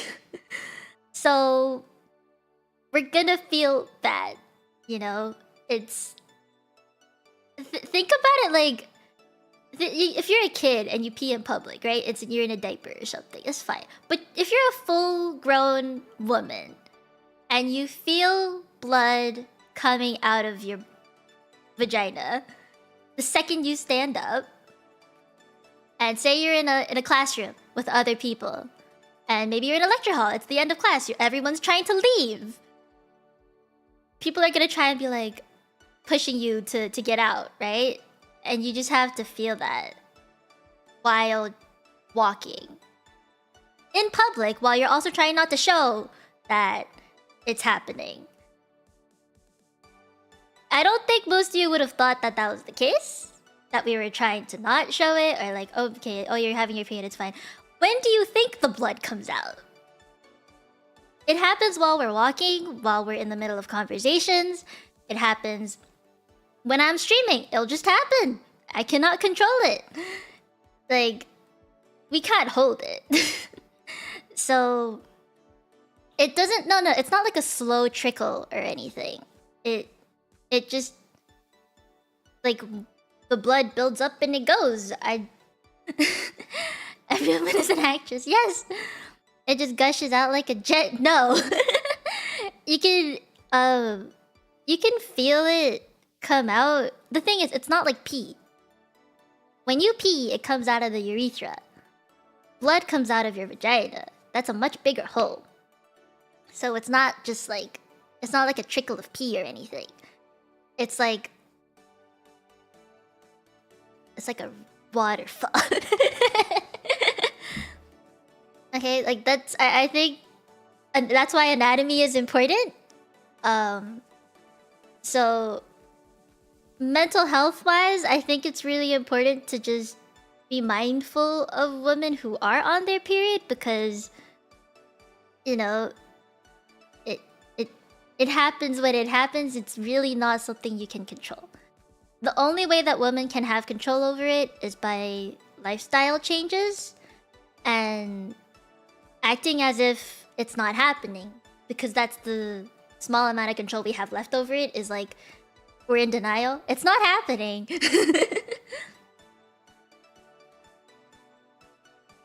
But can't turn it off? You can. You can turn it off. It's just you don't know when it's starting and when it's stopping. Yeah. Yeah. The anxiety? Yeah. So, which is why, for women, when I'd say like there are moments like me and my friends would do this in school together where I would be like, "Is it showing?" And one of us will slowly slow down while walking and walk behind the other just to check if it's showing through our pants. That's the kind of anxiety that we have. So every time we sit down and stand up, we'll think about it.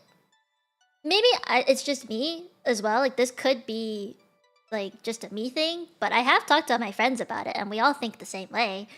So I can't generalize this to every female on the planet, but I can definitely tell you that it's something that women will worry about. Sounds nerve-wracking? Yeah, I mean, it's not...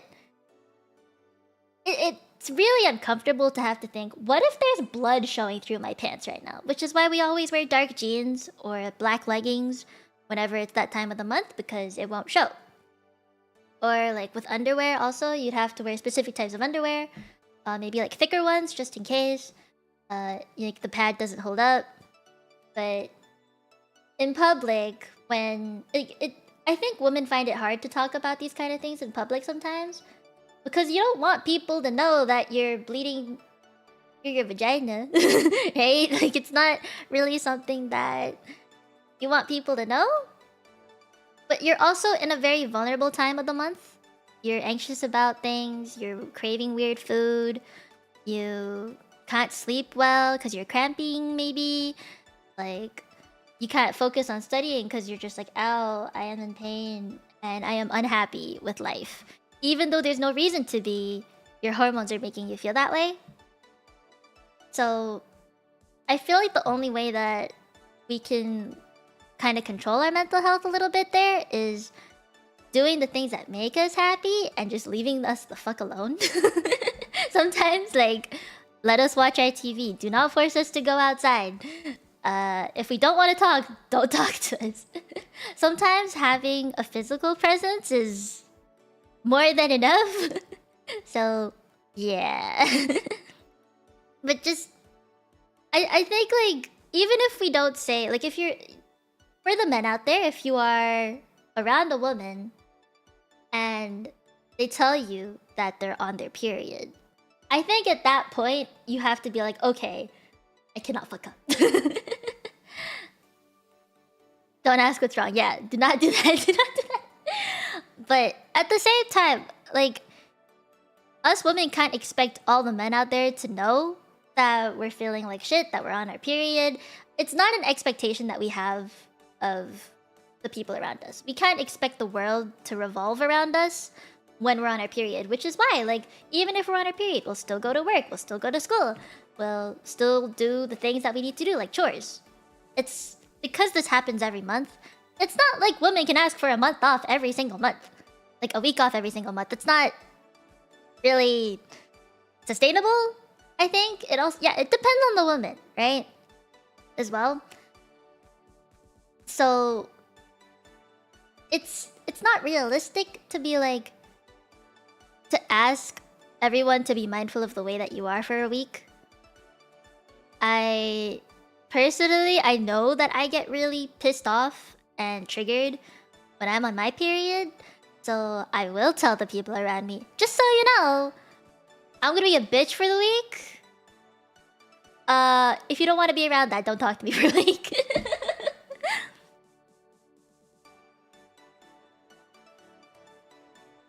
You don't know how I know how to respond even if that means walking away. I feel like if you don't ask what's wrong, that's okay. But I'd rather be asked, how are you doing? You tell you about you having a monthly heart attack, I think that's understanding. Yeah, just heads up. I've been streaming long enough to be comfortable about this, saying that, hey, just so you know, it's that time of week. You know, it helps a lot. I think, but again, just because I tell you that does not equal you're going to be mindful of it all the time. I don't want to be treated like I'm made of glass. Like, just because I'm on my period does not mean I'm incapable. I am still, like, I can still do things. I can still study. I can still walk and talk. It hurts like a bitch, but I'm not incapable.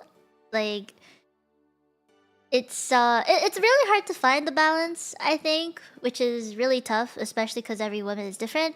Some women might not even feel this way. Some of them are just like, yeah, I'm on my period, whatever. And it's like, okay, right? For some of us, it's like, I hate the world. Please help me. So it's hard. It's hard. I really can't tell you, like, if you're around a woman who's on their period, this is what you have to do. Like, it's everyone's different. Is everything get tricky? Yeah. Small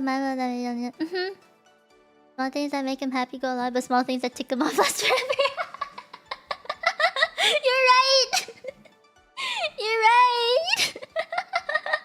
I wish you were right, but you're right.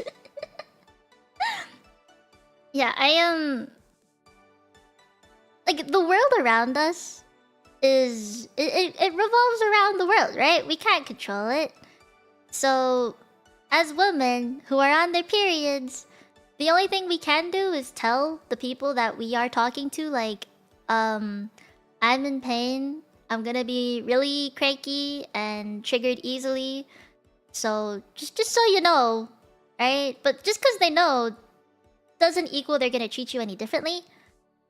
So I can't expect that from anyone, but at the very least, I know that I did what I could to be like, hey, just so you know that, you know, that much is already enough for me. Like, even with my family, I'll tell them, like, hey, I'm gonna be angry at everyone in the world for a week soon, just so you know, just so you know. You've been fined. How about nothing happened to. Yeah, that actually helps, I think, to just be like, okay, you're on your period. Alright, cool. So lunch? Like, that, just doing that is okay too. I don't want to have, like, when I'm on my period, I don't want people to be like, oh, you stood up, do you need to go use the bathroom? Like, I don't, not that kind of caring, you know? That's not that's not how I'd go about it. But it's where, like, if you see a girl be like kind of wincy, or they're just like, you know, they're on their period and they're cramping and they just won't say anything, I would just be a little bit more mindful of that. Like, for all the normies that are in public, right? Instead of be like, let's walk to the nearest, I don't know, cafe for lunch, just be like, let's drive. You know, that goes a long way. Instead, you know, small things. Don't be overly protective, just be mindful. Yeah, exactly. And it happens every month. We're used to it. We hate that we're used to it, but we are used to it. It's it's a pain in the ass, but we're used to it. So women do have high pain tolerances, in my opinion. Like, we still have our jobs, our education. our family and friends to see. So just because we're on our period, we can't let that stop us from doing things. Like, yeah, we might not have, like, physiologically, we're not gonna have as many, you know, serotonin, dopamine in our brains, but it's the little things that make us happy, you know? We'll do anything to feel a little bit of happiness while we're in pain or while we're dealing with all of this. So just say it. I have been yeah. Okay, let me move it. I made a list, a very short list, but a list nonetheless. Not say these things to people on the period. Yep. I think this is something you can read in your own time. But when people ask me, is it your time of the month? I'd rather not be asked. If I don't want to talk about it, I don't want to talk about it. If I want to talk about it, I'll talk about it. You don't just ask someone if they're bleeding out through their pants every, like, you know, every month. It's you don't do that. Is that it's a very personal thing, okay? Like, I might be very open to talking about it, but it's in the end, it's a very personal body part. If a guy came up to me and asked me, "Is it your time of the month?" I'd be like, "What the fuck is it to you? Why are you asking?" Like, I'm cranky enough. What? Don't come near me and ask me that. Like, and I have to think of context as well. If someone asks me if it's my time of the month, that means I'm acting in a certain way for them to think that it's my time of the month. That's clearly saying something, you know? And then not on the period, you ask them that? Yeah. Oh, fuck that. Oh my god, Toto. Oh, maybe I'm just angry, okay? Doesn't mean I'm on my period. Just because I'm sensitive about something or triggered about something does not mean I'm on my period. Men can be triggered about things and be sensitive about stuff and cry about nothing. It's just because I'm crying about something does not mean I'm on my period. Okay? Okay.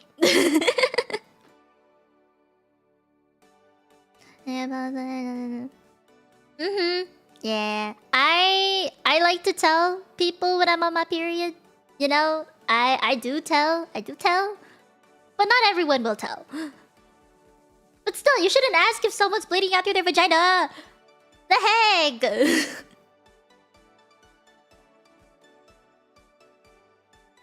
I came from a lot of shush. If the better than you every 10 minutes begging for ASCII. The move for changing your value. Yeah. Sorry, did you just get kicked in the Toto.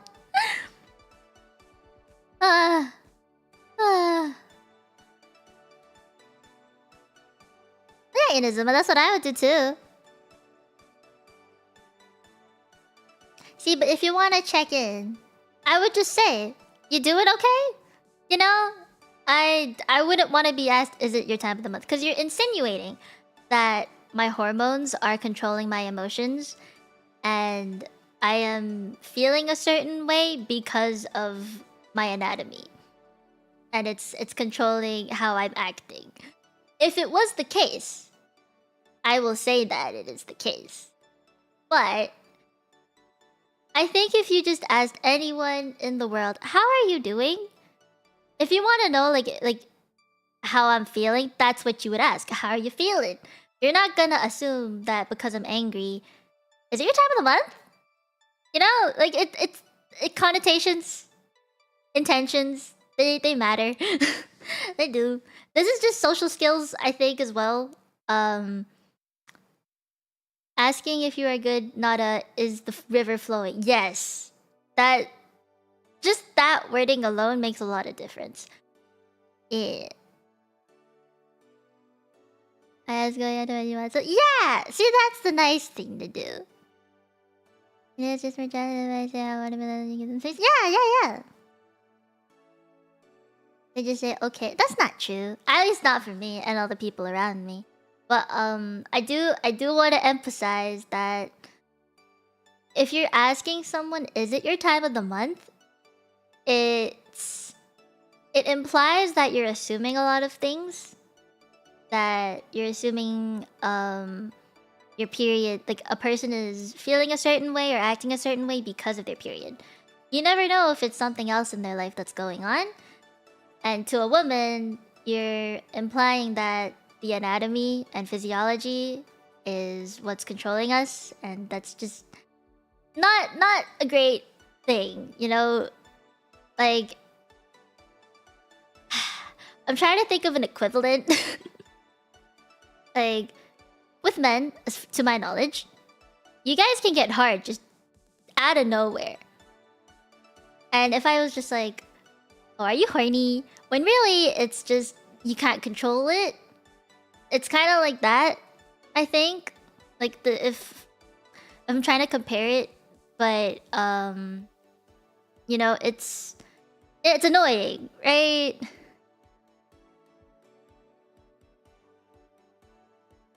Yeah, it's not nice to point out. It's kind of the same with women, you know? If someone just goes like, oh, you're bleeding. Versus like, oh, you're hard. Out of nowhere. You know, it just means you're looking or you're noticing it. And it's not great. It's really not. Anyone who's asking, I might be honest about it. Yeah, that's the same with periods, right? Depends on who's asking. Like, if it was one of my friends who's like, is it your time of the month? Are you okay? Do you need anything? Like, if it was one of my friends, then I would actually feel a lot more comfortable with being like, yeah, it is. Do you have a pad I could borrow? You know, it'd be like that. But if it's just some person who's like, oh, you're angry. Is it your time of the month? I'm gonna punch you in the face. Oh, hi, Marty! Are you being... Yeah! I don't like that. I don't like that. I know a lot of soft boys. Blood rushing in the area versus blood rushing out of an area. That's actually pretty true.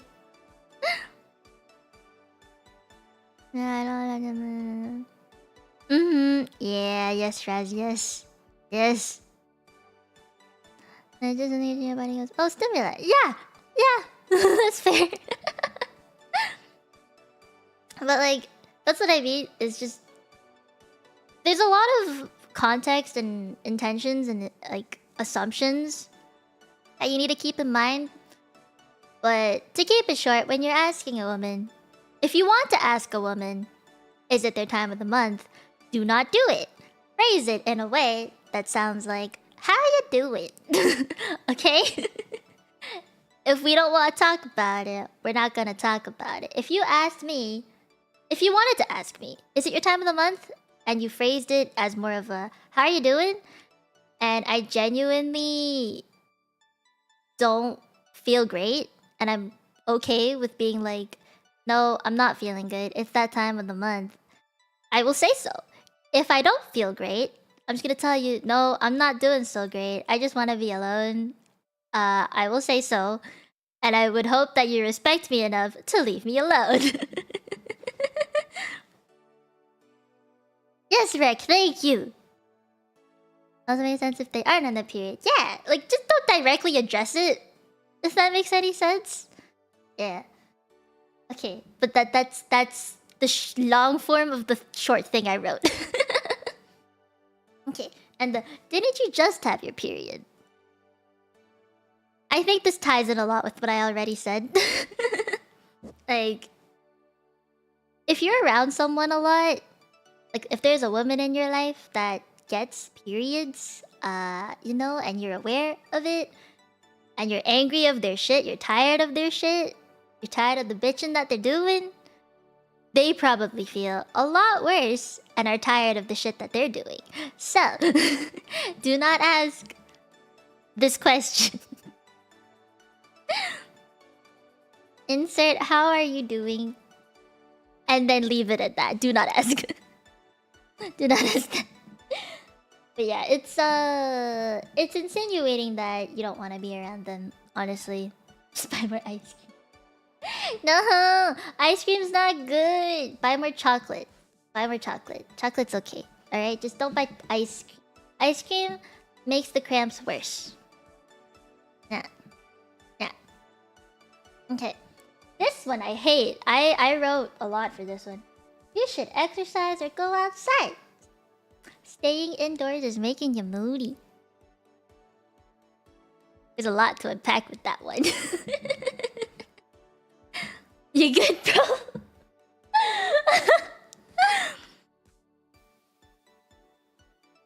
You eating some now? This not good for you. You never heard this one? Oh my god. Nah. Nah. So, I will admit, exercising is good to do prior to the period starting. The reason being is also because you don't have something between your legs all the time. You don't have a tampon in you. You don't have a cup in you. It's like you can freely move around still. Once you're on your period and you have that between your legs, it's really difficult to exercise. But also because cramping, back pain, breast pain, headaches, nausea. You know, you don't want to exercise at that point. So during the period itself, do not say that you should go exercise. The second thing is leaving the house. You try leaving the house with blood coming out of you. I don't know how else to word this one. I guess when Kiki doesn't eat chocolate sweets, is showering her with love useful? Yes, but I suggest buying some strawberry cheesecake. You croak. Yeah, I don't want to touch grass. I don't wanna. I don't. No. The way to relax with his heart. Cheesecake. No, I actually don't want to splat because that makes me angry. It'll trigger me. But going outside when I'm on my period is like, it feels cruel. It does feel cruel because I know that when I go outside, I have to look pretty, or I want to look pretty. I have to hide that I'm in pain. And it's like, imagine you have a cut and you pour lemon juice on it and you try not to wince.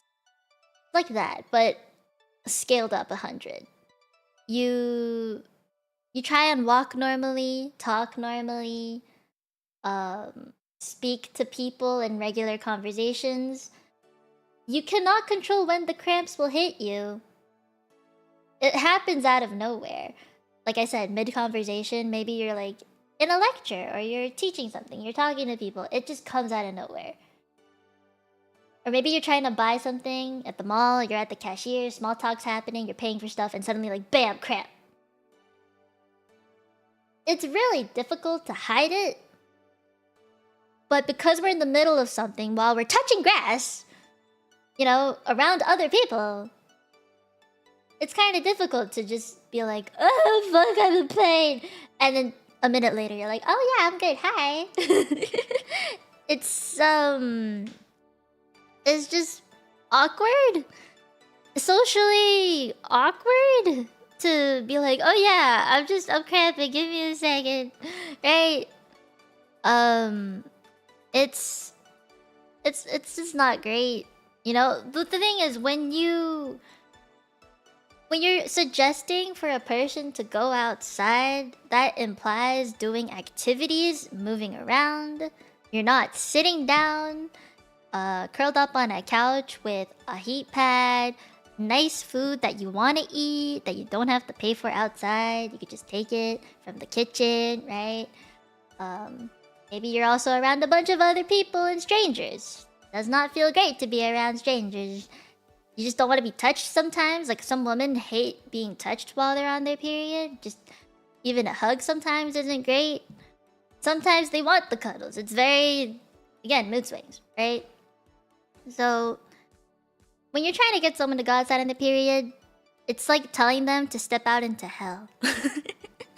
To do all the things that they would hate to do. So do not say, let's go outside. Now, if you're saying this particular sentence of, it's making you moody, now that's a different story.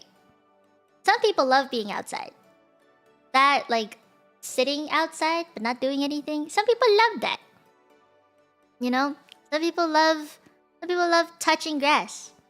Some people like sitting on their front porch and enjoying the nice sun and nice breeze.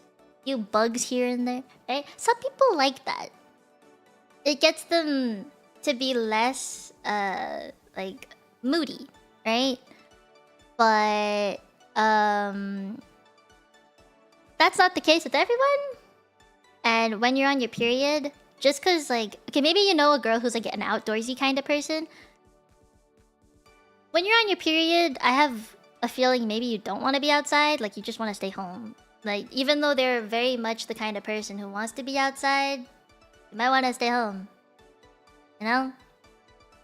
And again, yeah, like Chio said, it is person dependent. Some women don't even feel the pain. They're just annoyed with the fact that it's their period. So they'll still continue going outside. They'll still keep going to the gym, right? But for the people like me, who don't want to be outside on a normal basis, to be told, oh, you're on your period? You should get out of the house. It'd be nice to, like, you know, breathe the fresh air. I'm like, smile and wave, bye-bye, I'm not going, don't touch me. Don't touch me. Yeah, it's very person dependent. But the last bit there, I will be moody because you're suggesting movement while I'm in pain. I think that's a very, you know, blatant way of saying it. I think if you were like, you know, if you had a really tiring workout and you're told, let's go to an amusement park. You know, you're gonna die. You don't want to. It's similar to that. Similar to that. Okay? Now, the last one. I understand your pain. I've had cramps too. I don't want to hear it unless you also have a functioning uterus that cramps the same amount that I do. Okay? No. I don't wanna hear it. I don't. Now. I've had this said to me multiple times by a lot of my guy friends, and I've had to tell them why it's not great, and they still do it anyway. It's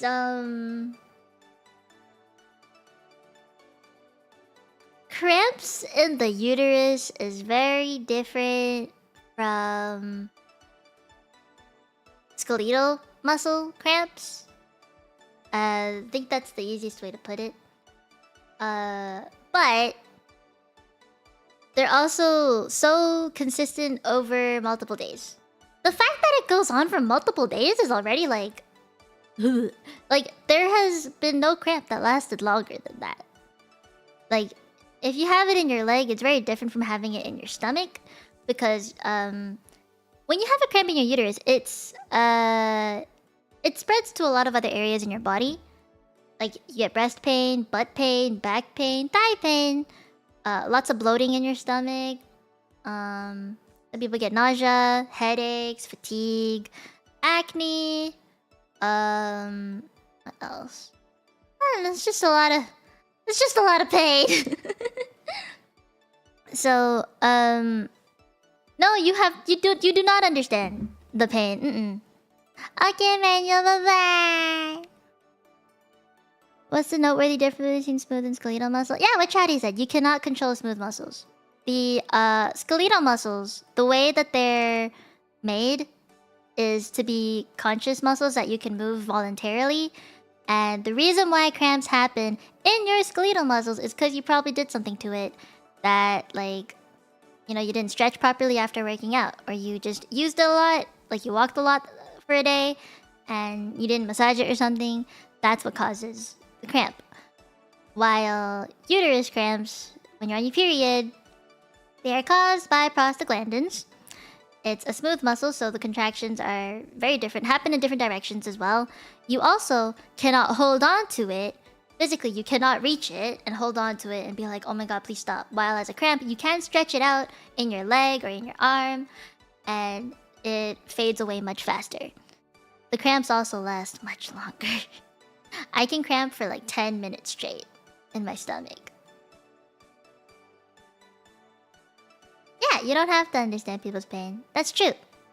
That is true. It is still valid, even if you don't have the pain. But I do hate when people are like, I feel what you feel. I know how cramps feel. You know, it... Especially when it's coming from a person who doesn't have a uterus. You know?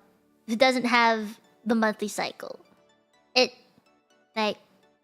No, you don't know exactly how it feels. Maybe like you've had a stomach ache. That's like close. But if you haven't had like cramp, you're not gonna know how it feels. It's easy to describe, I guess. You can have similar pain, but it wouldn't be the same pain?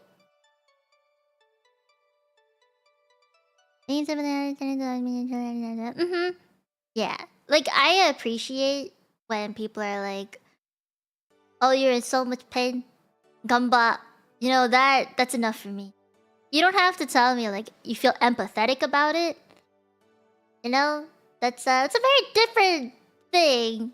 It's a very different thing. But I do hope that, like, the pain that,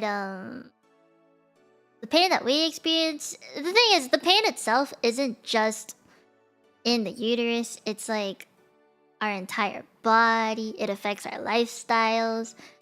Our hormones are going up and down, so it affects us mentally, too. The pain, when you get, like, a skeletal muscle pain, like a skeletal muscle cramp, it's localized in an area, and it's... Like, it happens and you're done. It doesn't affect you on your day-to-day.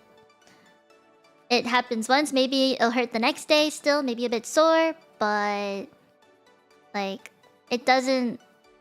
It's not the same as going through it yourself.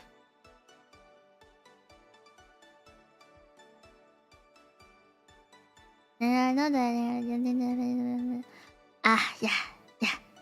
Yeah. I'm actually... You know what? I wanna put someone on a period cramp simulator shock thingy. I want that. I wanna see. Yeah, I wanna see. Yeah. I wanna know. I wanna... Do you think you guys would be able to handle it?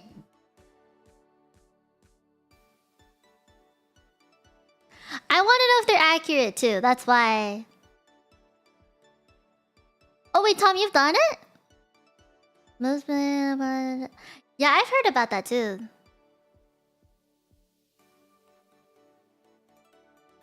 That is true, Tata. That is very true. That is very true. Like, comparing it as, like, general abdominal pain is not the same as having a uterus.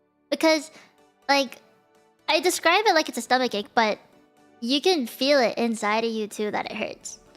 Your vagina feels raw. It's pain. So when people are like, oh, period sex, I'm like, what the fuck, no. Maybe, yeah, you can get horny, but, like, I just keep thinking no. But that's just a me thing. The part of knowing that someone's hurting and doing what you can to leave them alone and getting the food whatever they need. I love you, Toto. I love you so much. Oh god. Yeah. It's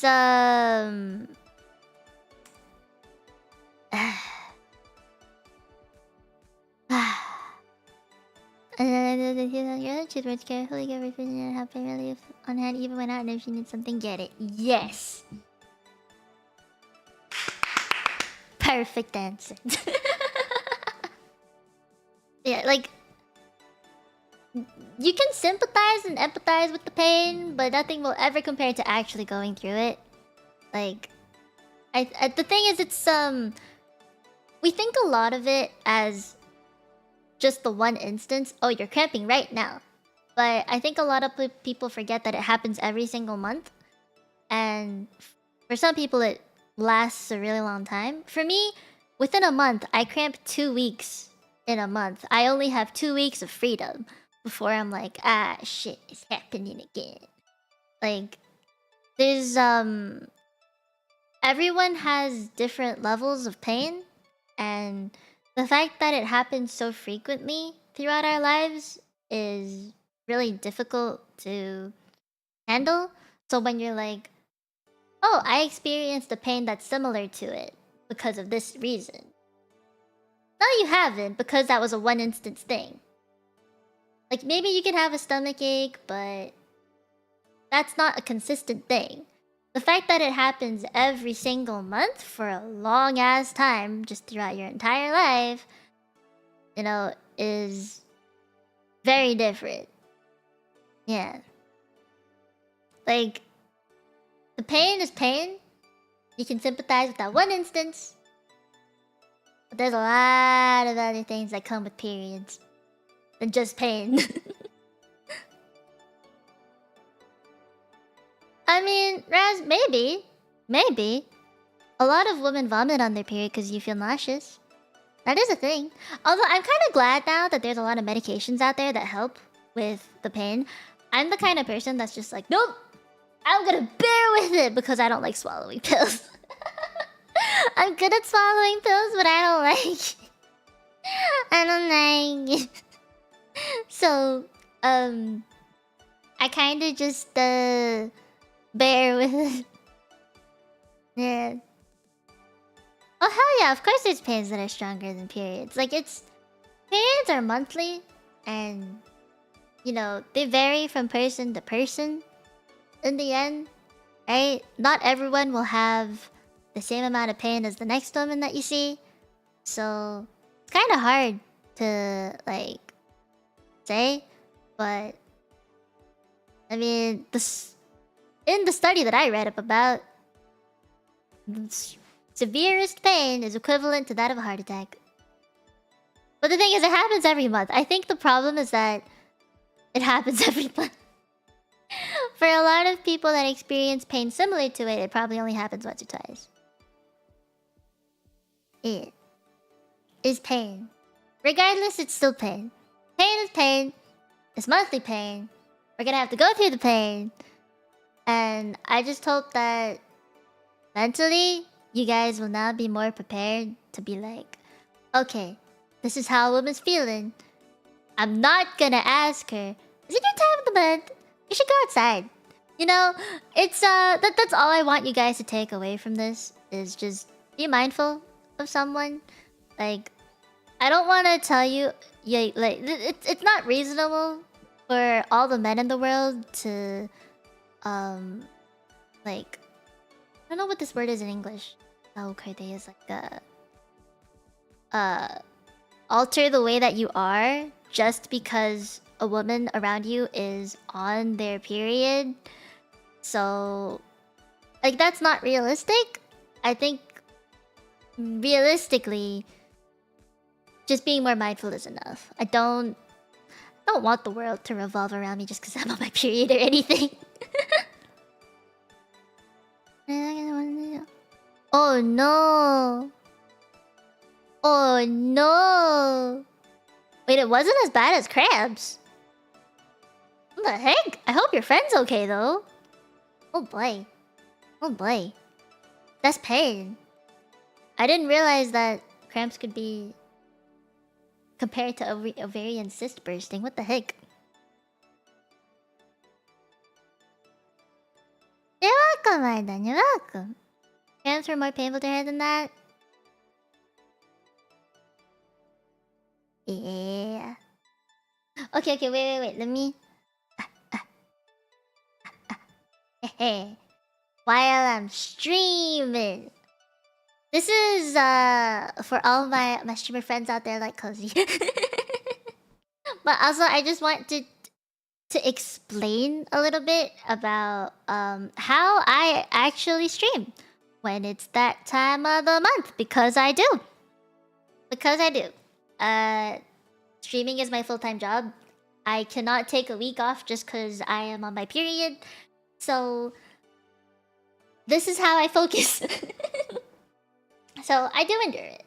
But I bring all the things that I need with me to endure the pain.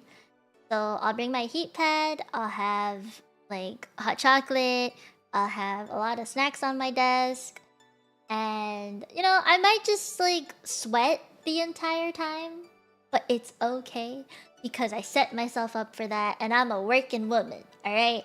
So I do just prepare myself. I am lucky that I work from home, so I can have all these things. For women that go to work in person at clinics or in offices, you cannot have all of this stuff, which is why it's much worse for them. And I am very, very lucky that I can, you know, work from home and have all these things around me. You know, and I can be in my pajamas, I can cuddle plushies if I wanted. It's nice. Now, the other thing I do is, I am actually very open with my tenchis. I will tell you guys if I am on my period or not, so you'll know if I'm feeling like shit. I have gotten to a point where I'm just comfortable now. The times before, when I'd say like pre Mino Mieko era, I tried really hard to hide my periods because I didn't want people to know that I was bleeding while I was streaming. Just because I'm sitting here, it's like, you know, I have to socialize with people, I have to talk to people, and you know, it in the beginning I just didn't want to. I didn't want to make it public knowledge that it's my time of the month, you know. But I think with the community that I have now, all the people that come and see me all the time, I'm just comfortable with letting them know because otherwise I'm gonna get triggered by things, and I think you guys appreciate that I say it because otherwise how would you know, right? I say it if I feel like I should or if I need to, and I will. Now the other thing is I could also just cancel stream. I have canceled streams once or twice now because I am cramping. And I think some of the Copium and Domino members would know, because I was on my period when I fell asleep in the VC sometimes, and it was just really hard for me to get up in the morning. The times that you guys saw me get up in the morning were not the worst of it, even. Like, it wasn't that bad. There have been definitely worse months. But sometimes it's so bad that I need to cancel the stream. So I just don't. I just don't stream. I think we talked about this quite a bit. It's like how I hide it. I was a normie. I'm a very, very big normie. Or at least I was. So I worked in clinics, I worked in hospitals, I touched grass all the time. I would go out and drive and ask my friends, "You want to go for bubble tea?" You know, I would go out. And I also had school, so practice. It's the way that women live, okay? If we're in pain and cramping, we would like to not do shit and not deal with people, but life goes on and we have responsibilities that need to be dealt with, so we just go about our life in the most normal way possible. That means bringing our toiletries out with us in a bag and going to the washroom, taking painkillers, relaxing when we need it, staying away from things when we need to. It's how you hide it. Yeah, it's life. It's just life. But on stream, I do mute if I'm like crying out really bad. I know there was a few times in the beginning where I would mute and I would look like I'm drinking water. Like I would just bend down like this. and look like I'm drinking water, when really I was like, oh, fuck. You know, and I would let myself have those few seconds of being like, and then I'd come back and be like, okay, you know, it's a skill, I guess. A little bit of acting put into it, but it's what I used to do. Now I don't mute to hide the wincing, or when I'm cramping, I will just be like, guys, I'm cramping, and I will just say it outright because I feel comfortable now. I don't think that like it's a bad thing to show you guys like this is what I'm going through because it's just any other normal human function. So I just don't mute anymore. I don't try to hide it because I don't know. I think this is just genuine human emotion. I don't know why I need to hide it. Right? Like if I'm in pain, I will tell you I'm in pain. Just give me a second and I'll come back. You know? Like I'm trying to word this right. Like obviously if I'm crying and I'm sad about something, I'm not gonna be on stream for that. But cramps is just something that you cannot control, right? Like it happens when it happens. So if I'm in the middle of a stream and I'm live and it happens, I could panic and be like, fuck, I need to mute, I need to like, you know, I gotta hide it. I gotta be like, wait, I'm going to the bathroom and leave. Like, I didn't want to do any of that. I feel like that would stress me out a lot more than just being like, guys, give me a second, I'm cramping. And then be like, ah, it's over now, I'm good, I'm good. You know, like, I like brushing it off, I guess, because then it brings me back to like, oh, I'm streaming. You know, instead of like, fuck, I am tired, this hurts, my butt hurts, my back hurts, my head hurts, I don't want to do shit. It's just, I hate feeling that negative. So, I'd rather just not.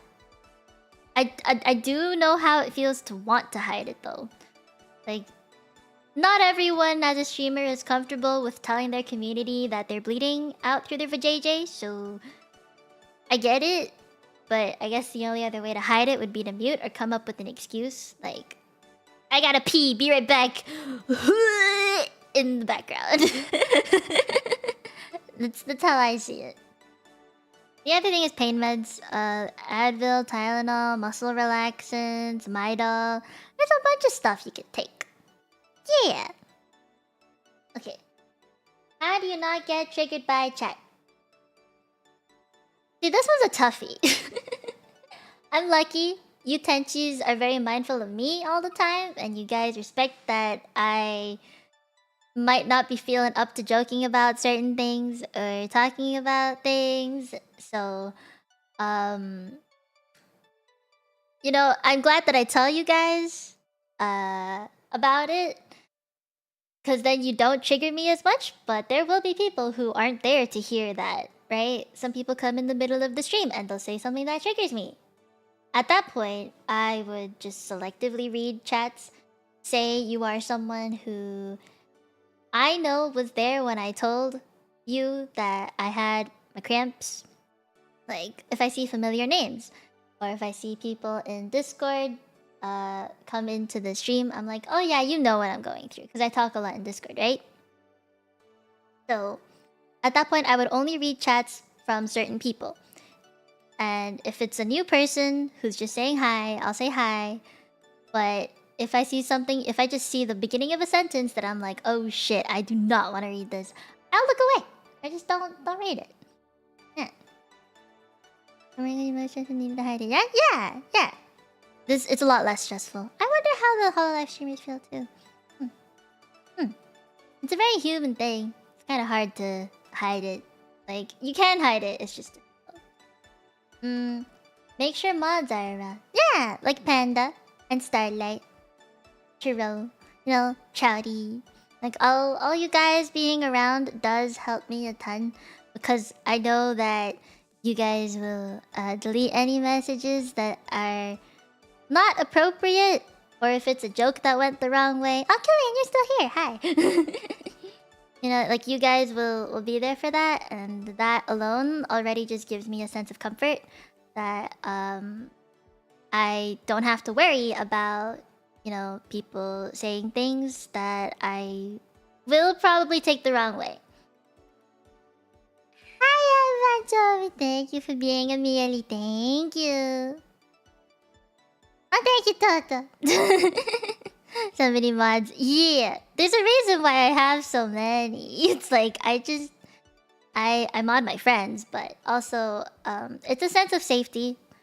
You know, I am a streamer that puts myself in vulnerable positions all the time on stream because I feel like talking about these things or just having vulnerable moments is it kind of shows that I am a person.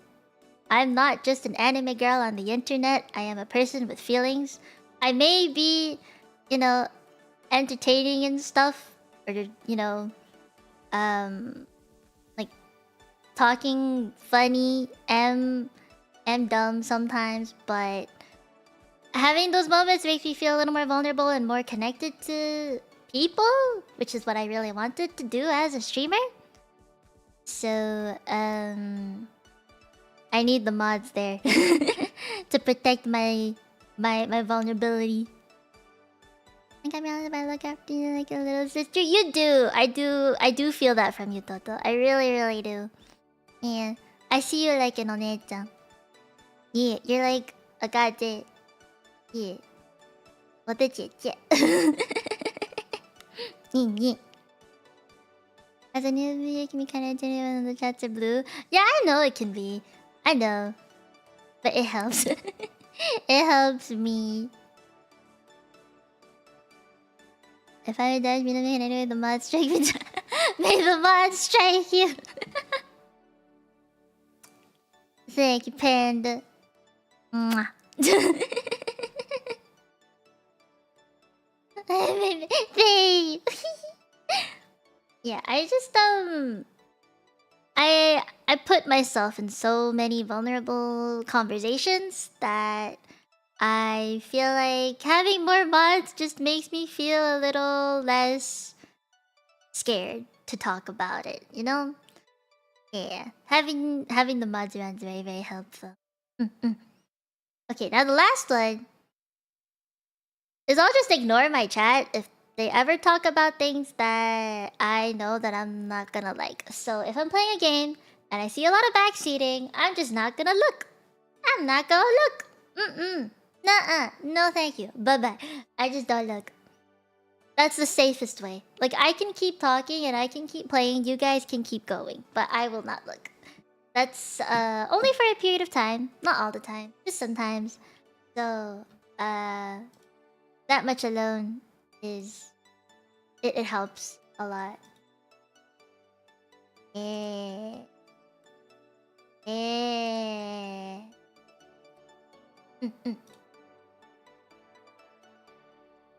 Is backseating? Eventually is annoying off period. Imagine cheating like... Oh, it gets so much worse. Oh, it gets so much worse. It feels so bad. Like... I wanted to punch people. I'll punch people. Face. Yeah. Okay. I think that's all I had, yeah. We're done! We're done! That lasted 2.5 hours! Wow! What the fuck? Ooh! Wait, why is this here? Yeah, we're done! Hey! I'm proud of myself. You're welcome, Shiny! Important to turn in backseating and advice? Yeah. Ah. Ugh. Twas a lot. I'ma leave this one up. This is important. Quiz time! Can I do quiz time? What hormone goes up after ovulation? You're welcome.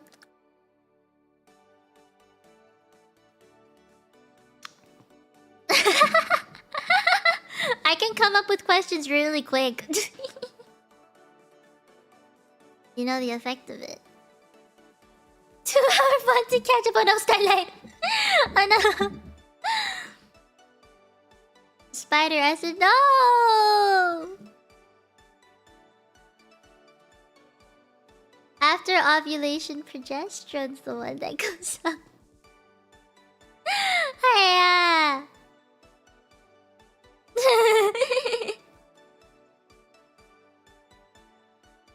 Oh my god, Raz, don't you dare!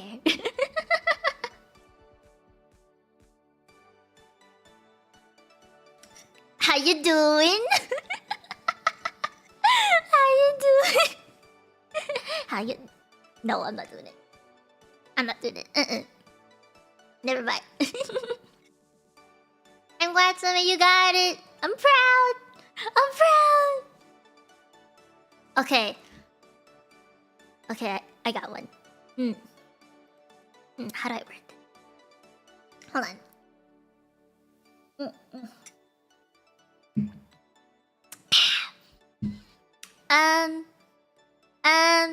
What else did I teach you guys today?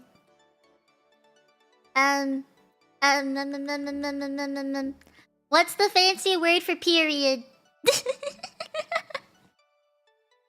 What's the fancy word for period? The 7 days. Close enough! Close enough! I thought when it came out before the mason about to make you feel more sexy. Nah, estrogen goes down. Estrogen goes down. It's progesterone that makes you feel sexy. Estrogen makes the stuff. I get it the close enough. It's not a slang word. Period is actually the slang word. Ah. Okay.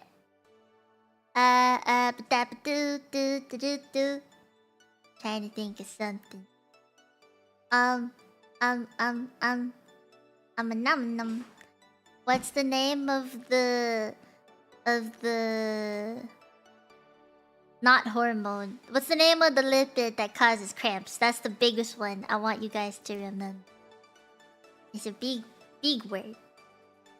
It's big word. Yeah. Yeah.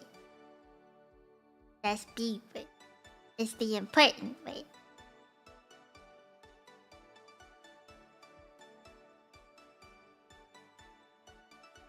You guys are very close. Prosta something. It's called prostaglandin. Prostaglandins. Yeah. Okay, Nimgo, that's definitely not it. Prostaglandin.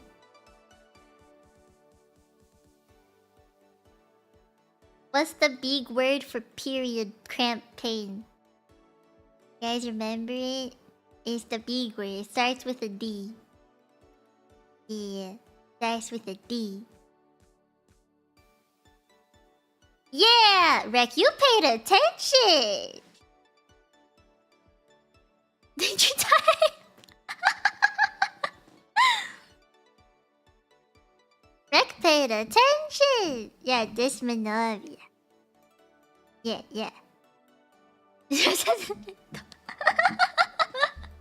You're not wrong. There's so much stuff. Went through so much stuff. Alright. Give me why are skeletal muscle and your uterus muscle different? I expect correct answers only. That's my last question of the day. I need to know if you guys are paying attention. What's the difference? Chatty.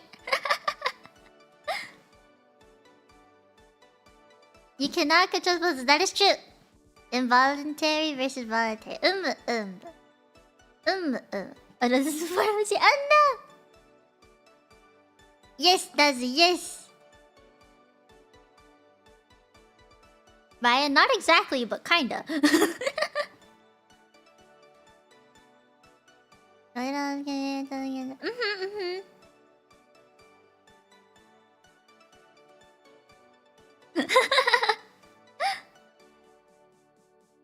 Of course I didn't.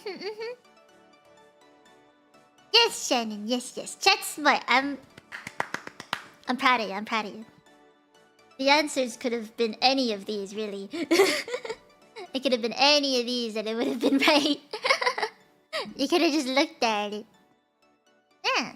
I'm proud of you. I'm proud of you. Patty patty. Give yourself pat on the back. I am proud of you. Yes, you get head pat today. Okay, okay.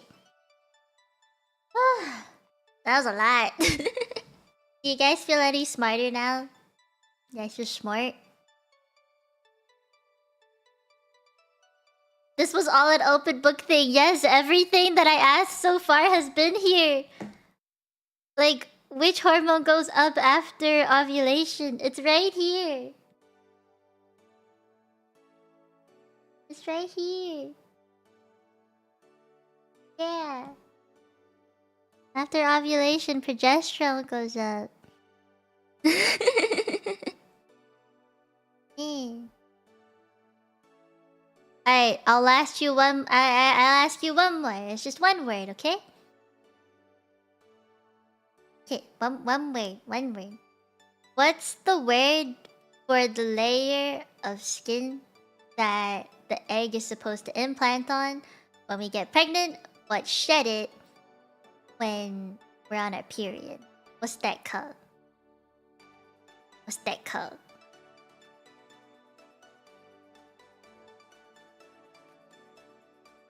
What's that called? Ah!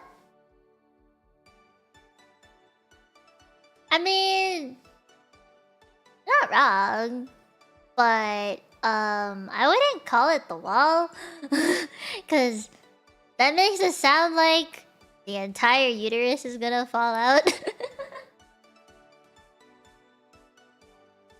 But you would call it either uterine lining or endometrium. A single word. I did say single word. It would have been endometrium. Endometrium or uterine lining. Either would work. Yeah. That's getting right. Yeah, it's the wall is like when you say uterine wall, I think of it as like this entire section. Not just the inside bit. I don't know why. That could just been me. That's how I would have, like, the way that I would have differentiated it. So maybe you guys are right too, but I would just say either the lining or endometrium. The inner lining is the endometrium. Yes, this part. This is what sheds. Yeah. If that part is yeah.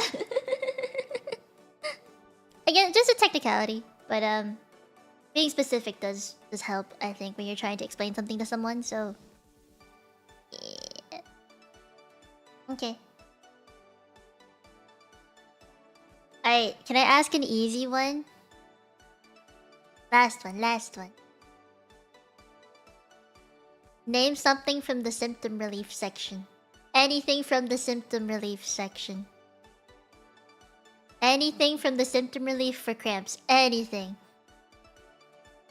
Anything. I'll take anything. Did she take chocolate out of Daily salad? Citrus fruit, yes. Hot jujutsu, yes. Most of you just remember salmon. You got your mom? Okay, have fun with your mom! No, babe. Can't go wrong with chocolate. Yeah, okay. I'm happy with this. I'm happy with this. I'm proud of you guys. You actually paid attention. I think the most important part really is the mental health stuff. I do think it's important. A lot of people go through lots of shit, so Yeah, I hope you guys will remember that one. Okay. Alright. We're done! Yatta! Lesson over. Congratulations. You made it through class today. That was about a 3-hour lecture that you sat through. Actually, no, 2 hours because I ate. But 2-hour lecture.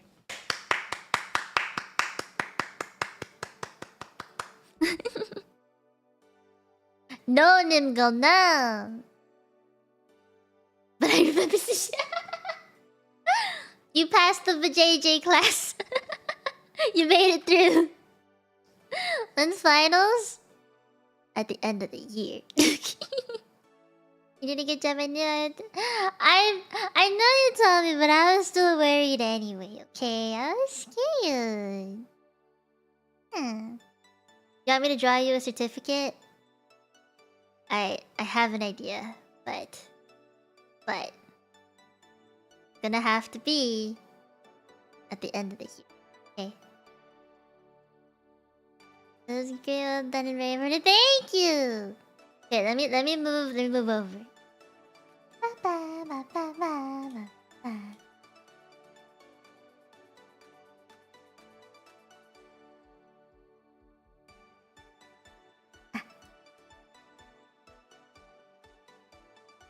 I don't need glasses, no.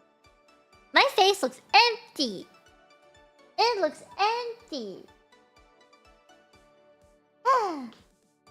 Oh, thank you, Rick. Thank you. End of the year, yes, because I'm planning 1 more or 2 more, maybe 2 more lessons. So, yeah, I wanted to have at least 5 or 6 lessons in the thing before I actually do a exam on it, you know. Hey, I got you. I like your drawings a lot. Thank you, Aki. Thank you. So, I think you guys know, the way that I do these, it does take a few hours to actually pull everything together.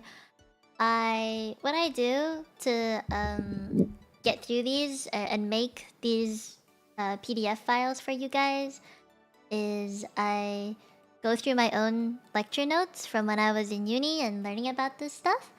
Then I cross-reference it with more current research, and then I make the like I plan out. This is what I want to tell you guys about, in very short, succinct sections, and then I draw it out myself. Like I plan everything. Like I think about what you guys would want to know, and then write it based on that. And the reason why I do that is because I don't want to overwhelm everyone with information, but at the same time, I want it to be informative enough that you learn something new. And I do keep in mind a lot of you may not have medical knowledge in the first place. Obviously, some revision or background information is necessary. But these do take a lot of time for me to do. I spend hours on it. I know it doesn't look like a lot in the PDF file, but the time it takes for me to make one of these is quite long. So I hope that it's worth it in the end and you guys take something out of it and it's like useful to you all. I leaving the medical field and streaming as a full-time job was a really tough decision to make. And I feel like, you know, being able to do streams like this makes it worth it. Like, I don't regret it. If that makes any sense. Why is chat so skinny? There we go. Oh, that's too much. That's not it. There we go. You did lose some weight. That was funky. Thank you, Toto. You've been a member for 15 months. Oh my god. This one's not gonna see just right now because oh, thank you, Toto. No. It is much harder because of my permission. Thank you, Mikey. Yeah, I just I don't want to give you guys any random information. I obviously want the things that I say to lean on the side of accurate and, you know, medically sound than just I feel this way about it. Right? These are meant to be educational, not just a place for me to complain about shit. I joined at the end. Am I exempt from the final? No, because midterm. You on the... Ah, Joe! Thank you. Thank you. Yeah, I like the fun facts. Like, I don't want to add too many words. I don't think a lot of people would read all of it in the first place. So, I like to draw more. But there's just some things that I cannot draw. Right? Like, kind of hard to draw mental health things. I'm glad you learned a lot. If you guys want to talk about it more, you can with me. If it ever comes up, like, I don't mind it. Like, I'm just open about it now. This might some ah, thank you, Mikey. Ah, thank you, thank you. Intangible things are hard, yes. They really they're difficult. They're difficult to visualize and conceptualize into something on paper. But I try. I'm just glad that, you know, the stream went well. You guys learned something. You guys got something out of it. I have my own personal issues with having cramps. I wrote it in the description if you guys want to read about it. But it kind of just my experience with cramping is very different from a lot of people's. I just have a lot of health problems. I appreciate it. Thank you, Killian. Thank you. Yeah, like I'm very open about this. I do get really bad cramps. I cannot get up in the morning sometimes. Oh god. Money. Educational streams like these are so precious and unique. We learned a lot. Thank you, Starlight. I don't know. I'm glad you learned a lot. I'm glad. I'm happy. Yeah, I have a lot of health problems. Like to... Long story short, I used to never get cramps. I got stomach aches, that was it. But then I got into university. It was really stressful. Cramps started getting worse. Eczema also started getting worse. Or atopic dermatitis. And I had to start going on medication. Said medication fucked me up a little bit. My skin is a lot better, but the side effects of them are lots of hormonal changes. And every time my period comes by, it gets really bad. Like, I have any symptom you could possibly think of. I've thrown up, I've had fevers, I've always break out. Like, my acne gets a lot worse. Back pain, breast pain, cramping, obviously. Cramps a week before my period even starts, when on average, a person who cramps will only get it 1 to 3 days before the period even starts. I even get neck pain, which is really interesting. My mood swings are insane. I know that they're insane, which is why I try and keep it... Like, I try and keep myself under control and not look at anything that triggers me. But it's difficult. I've done it enough that I can get through it. It is hard. And, like, literally just anything.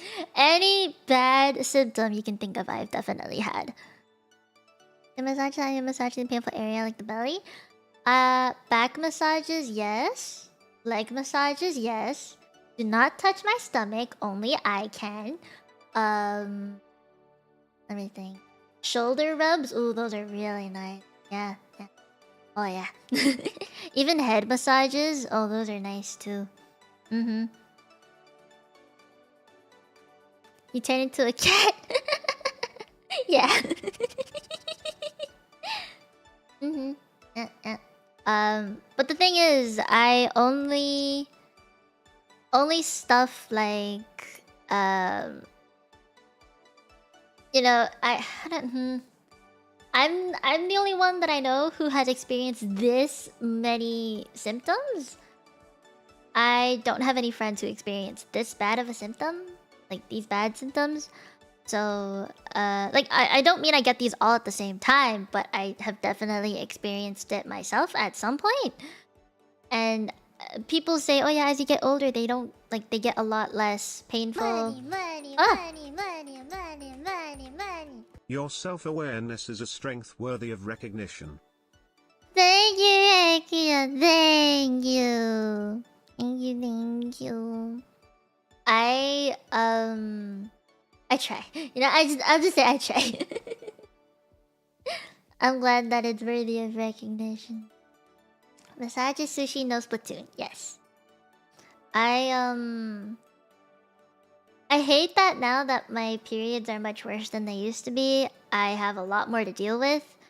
But at the same time, my eczema is better. And that's even worse than dealing with period cramps. Because it's a chronic condition, right? That's just there all the time. It fluctuates with the weather. And my eczema actually gets worse every time I'm on my period. So, yeah, I have the extra add-on of chronic condition to add to the thing. Yeah, I'm just... I've been through a lot. Money. Just evening out the number again. Slow but surely you'll get that PC. Thank you, Mikey. I appreciate you. Yeah, if you guys want to read more about what I went through, it's in the description. I won't talk too much about it, but yeah, this is a good stream. I'm glad you guys learned a lot. It makes me proud that I can talk about these things, teach these things, because I haven't had the chance to do it. A part of the reason why I went into healthcare in the first place is to, like, I wanted to be around people and help people and stuff, but because I started streaming, I couldn't do that anymore. So I feel like the only way that I can do that now is by educating everyone about stuff that, you know, I would have learned in school and you guys might not have. Money. Loved the lesson, dark choco on me. Thank you! Thank you, thank you! I'll definitely get myself some dark chocolate when the time comes. Do I feel better when thinking about my period pains? Sometimes, yes. But, not all the time. Like, there will be days where I don't want to talk about it at all, and there'll be days where I'm like, guys, listen! You know? It's very different. I go through both of, yes, it feels a lot better, or no, I don't. Bleh, stat. Yeah, it's a fluctuating feeling. You're welcome, Raku. A long name. I'm gonna call you Raku. Rakumura. Raku? I like calling you Raku. You're welcome, imagine. You're welcome. I'm the kind of person that's very open, yes, but I'm not open all the time, you know what I mean? Okay. Let me see. I need to rate someone. Money. Now it's an even 50. What do you mean 50? Eh? What do you mean an even 50? What? What OCD? Eh? Ah, thank you. The donuts for today. Oh,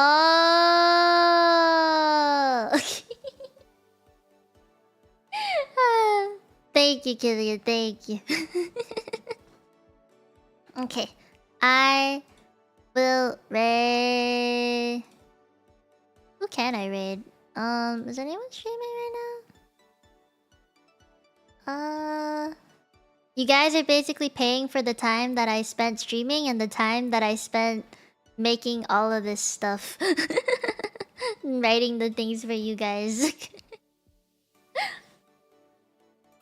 mm. Come on, please load. Na na na na na na na na na na na na na na na na. Oh, are you live right now? Money, money, money, money, Scared money, me. money. 810 was less aesthetically pleasing. Thank you, Tom.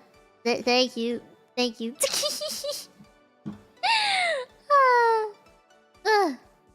You're welcome. You're welcome. You're welcome. I'm glad. Played.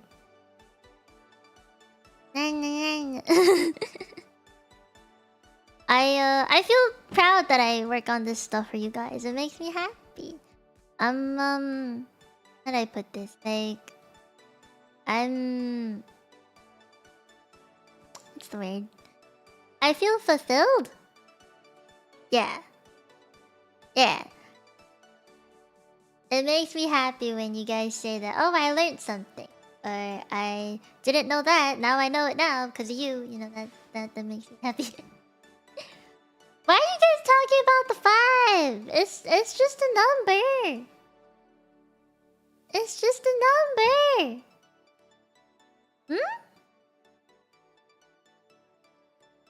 Are you guys gonna try to even it out again? You shouldn't. Also, what currency is the donos in? Like, I don't actually know. Money, money, money, money, money. The meaning of life. Thank you, Ed. Money, money, Oh. money, money, money, money, money. It bothers me. Mikey!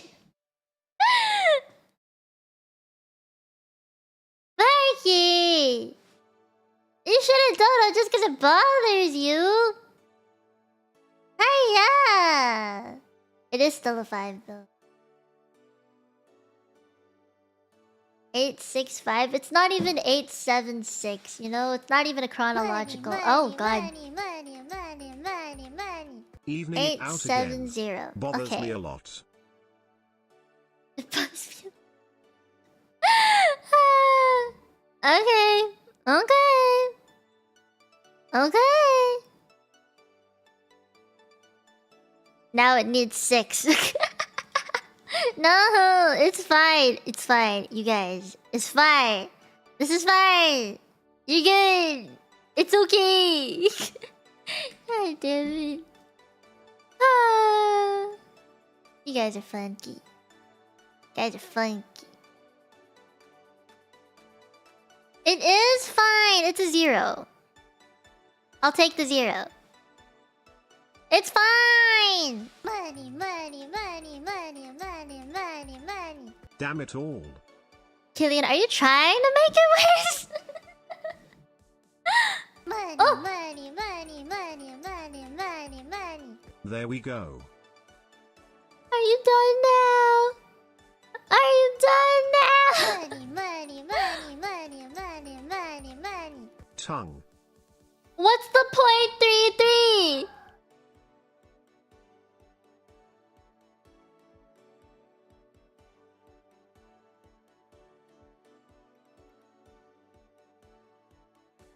What? Money, money, money, money, money, money, money. I had fun in the stream, me. Great stream. I learned a lot. I'll definitely use these tricks when I'm with my GF. You're welcome. I'm glad the information was useful. You hear the dogs barking, by the way? .19? No, you need 48. Need a .48. Don't need it with tags. Basically, yeah. Oh my god. Why are you guys doing this? Hiya! Money, money, Ah. money, money, money, money, money.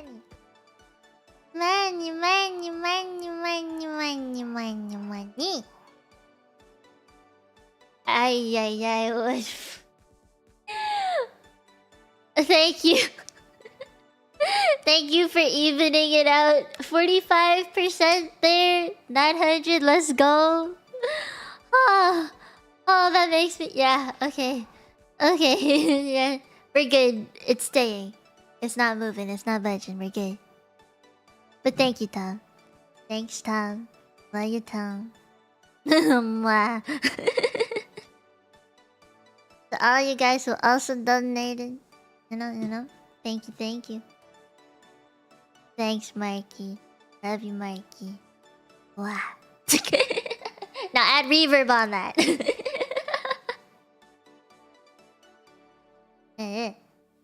Thanks, Killian. Love you, Killian.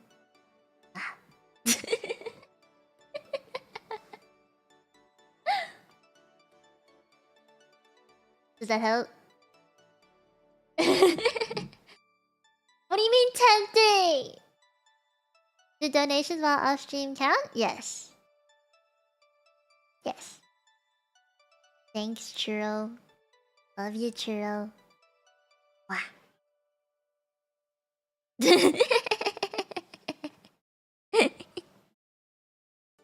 Said 1 cent. No! No! Don't do that. How much you ruin the perfect number? What? How dare you? No. Money. Whoa. We're halfway living on a prayer.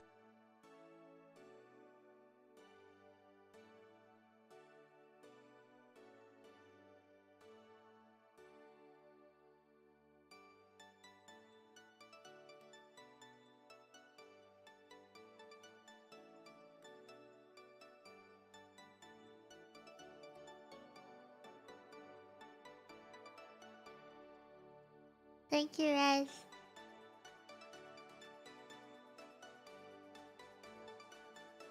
Thank I see the message that it was supposed to say, but it didn't say. Thank you. you, Rez. Wait, I gotta do... Thank you, Rez. Love you, Rez. Wow.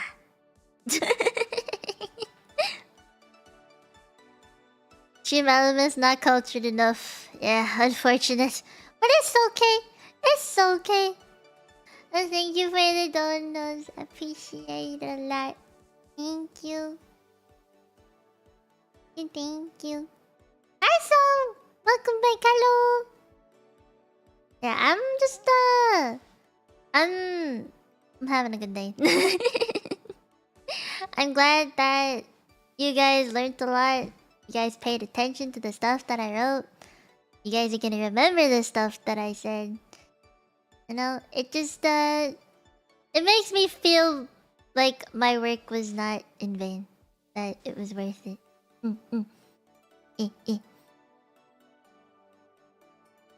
So many hearts. Okay, I should rate someone now. My voice is getting tired. Okay, wait, let me...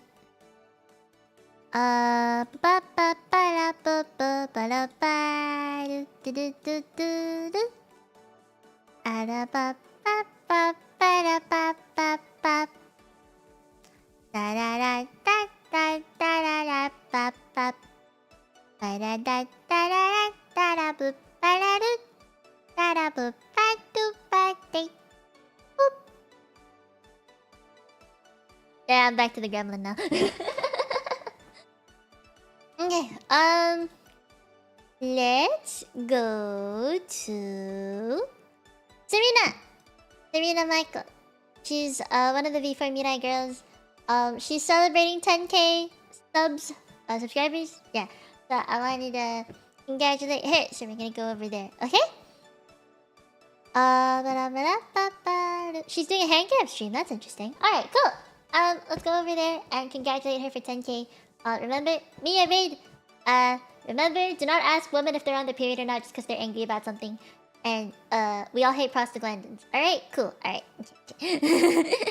Alright, okay. I'm gonna thank you guys for coming today. Thank you again for all the donos as well. I'll see you guys. I will make my schedule tomorrow. Okay? I'm gonna go. Alright. You're welcome. Bye guys! I'll see you. See you around. Bye bye. Bye bye.